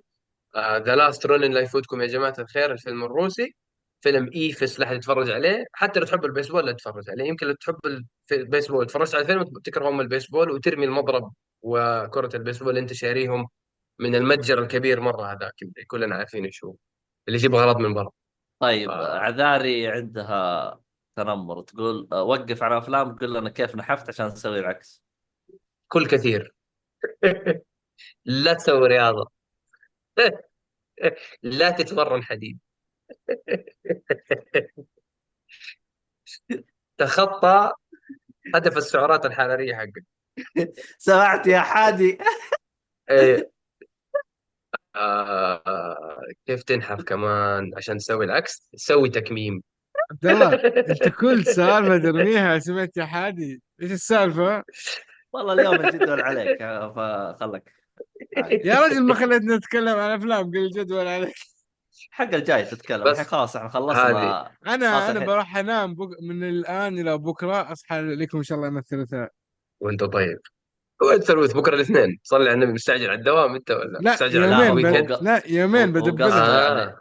يعني اه. بكره كامل نايم، ولا صلاه اوكي ولا اوكي اوكي. عباده. لا لا لا. لا بس اصلي وارجع انام. بس والله بالنسبه كفايه كفايه اليوم ضيعت لي مباراه اليونايتد. يا رجال خلاص فريقك فاز، باقي بعد شويه مباراتي انا تشيلسي. فبالنسبه النادي يعني اللهم ولا إيه؟ النادي. عبد الله كمل الحلقه كمل الحلقه. خلينا احنا نقفل طيب. والنادي بالنسبه للنادي، بس جاوب على السؤال اللي سأل. عادي، هو عذاري. موضوع بسيط جدا. حمية غذائية، التزام، روح النادي. ما في شيء اسمه مالي نفس أروح، واجعل النادي أولوية. رتب يومك ووقتك، ساعتين 3 ساعات حسب الجدول حقك والتفرغ حقك. أعطي الموضوع حقيته وجديته والتزامه، هتلاقي نتيجة. لا تقارن نفسك بأحد. فلان نحف في شهر 700 كيلو، مش بالضرورة أنت تنحف 700 كيلو في شهر. ممكن أنت 500 كيلو لكن جسمك أحسن منه. ممكن انت مثلا 100 كيلو نحفت لكن شعرك ما طاح. في ناس كثير شعرهم يطيح لما ينحف، لانه سوء تغذية او تستوستيرون اعلى من اللازم. لانه التستوستيرون لما يزيد عند الرجل يقرح. ف صدق يعني القرعه ما هو كذب حقت ون لا بنش لا لا مان. لا. لا لا معروفة. حقت لو ون بنش، تلاحظ انت. ون بنش مان يعني لا صدق لا، ون يعني. بنش مان يعني هو دعابة يا عمي. سامجة تقصد بكلامه. مؤلف ترى مرة سامجة، تخلينا نغير محتوى لمانجا وانمي. المهم، التزم باكلك. إذا أنا يعني تبغى تاخذ النصيحة الكويسة، حاول تقطع السكر والسكريات والمخبوزات قدر الإمكان. إذا تبغى تاكل نشويات، كل نشويات اللي هي الصحيحة، اللي هي رز وبطاطس فقط. مخبوزات ومعجنات هي نشويات مصنعة. يعني ما في خبز ينبت، يعني ما في شجرة تروح تقطفها خبزة. لكن في رز أو بطاطس هو تقطفها أو تطلعها أو تستخرجها. فكل النشويات بصورتها الصحيحة. بالنسبة للتنشيف أو تخفيف الوزن، ارفع كمية البروتين عندك في جدولك الغذائي. لأن البروتين أصعب واحد في ال3 عناصر في الهضم. فيهلك الجسم يعني يضطر إنه الجسم يرفع الكفاءة حقته عشان يهضم البروتين. لا أحد يخوفك إنه بروتين مرة كثير يتعب الكلى أو يسبب فشل كلوي، لأنه لو صارت كذا كان أنا مت 3 مرات. فلا أحد يخاف من البروتين، ولا تخافوا من المكملات الغذائية، ولا تخافوا من الكرياتين. ما في شيء يجيب فشل كلوي، ما في شيء هتقول لي ولد زوج خالة عم أختي بالرضاعة أخذ بروتين وراح المستشفى، وهو أصلا ولد زوج خالة عم أختك بالرضاعة وزنه 190، فطبيعي لو شرب موية حيموت أصلا يعني. فيعني ما جت على البروتين يعني المسكين المظلوم هذا. فلا أحد يخاف من المكملات الغذائية، خذها بعقل، لا تتخطى الجرعة المطلوبة، أمورك حلوة. ونام كثير، نام 9 ساعات 10 ساعات، أمورك حلوة. بس والله. هذه الحلقة قبل على وزارة الصحة. اي والله صح، احس الحلقه هذه بنفس الرعايه. طيب، في بس النهايه حلو. يعطيكم العافيه. شكرا الله نواف يعافيك الصراحه. حبيبي، نواف العفو. يعني الصراحه ضغطناه شويتين وجاء غطى معنا المعرض الصراحه، يعني شكرا. حبيبي العفو. فان شاء الله نشوفك في السنه الجايه. لا لا لا لا، لو في بودكاستات جاية أبشروا. من عيوني، ما في مشكلة. أسمعكم ولا يهم. بس انتوا ظبطوا لي في مهرجان السعوديه الشرقيه، طلعوا لي بطاقه ولا طلع بطاقه بنفسي انا، ولا ايش الوضع هنا؟ بس ما في مشكله، ان شاء الله خير. الله يعطيكم العافيه، شكرا على استضافتي، وشكرا للحضور سواء شاهد البودكاست او استمع للبودكاست. شكرا لكم، ما قصرتوا، وعسانا كنا خفيفين عليكم. وشكرا حماده، الله يعطيك العافيه. مبروك فوز اليونايتد، عقبال فوز تشيلسي ان شاء الله بعد شويه. طيب، وبس والله سلامتك. عذاري قالت كلام شو اسمه خطير قبل لا نختم. قالت نواف اضاف للحلقه كثير ولا هو نح احمد، وهذا من الان نواف مطرود من الحلقه ولا عاد يجي. انت هي قالت تسوي العكس، هي بتمدح نواف تبي تروح لا، نواف. ما سالفه كذا يعني، انت اكلت الجو. ما يصير، انا المدير كيف تاكل الجو علي؟ كيف؟ الله يعطيكم العافية. بالعكس والله أنا أتشرف والله إن أنا أكون فريق جيك فولي. وشكرا للرسائل الحلوة. وفعلا والله صراحة يعني لو في أحد عنده أسئلة واستفسارات بخصوص الحمية الغذائية، أنا أبشر يعني. أنا ماني أخصائي تغذية ولا أنا كابتن، بس يعني ممكن أشارككم، لأنه من جد والله هذه رابع مرة أنا أنزل وزني، مو أول مرة ولا ثاني أبو مرة. شاهين، أنت كابتن قيد للأسف. التطوير. ها. أنت كابتن قيد التطوير. حبيبي على ما راسي يجي والله، أتشرف ما يا أبو يجي حميد. واحد بين يوم وليلة يقول لك أنا كابتن. لا، الكابتن لازم أخذ تجارب، فأنت قاعد تاخذ والله تجارب. التجارب أي. طريق للكابتن. عذاري الحمد قالت لله عبد الحمد الله انت اكلت الجو الاخضر واليابس. طيب. طيب، في الختام يعطيكم العافيه. اللي يبغى شيء حسابات يتواصل معي في حسابي بس. حسابات التواصل حقت الشباب وحقت محسن والشباب كلهم تلقوها في وصف الحلقة. شكرا اللي كانوا موجودين. إن شاء الله نكمل لكم التغطية في الحلقة الجاية، وراح يكون في تغطية غيرها. وفي الختام، مع السلامة.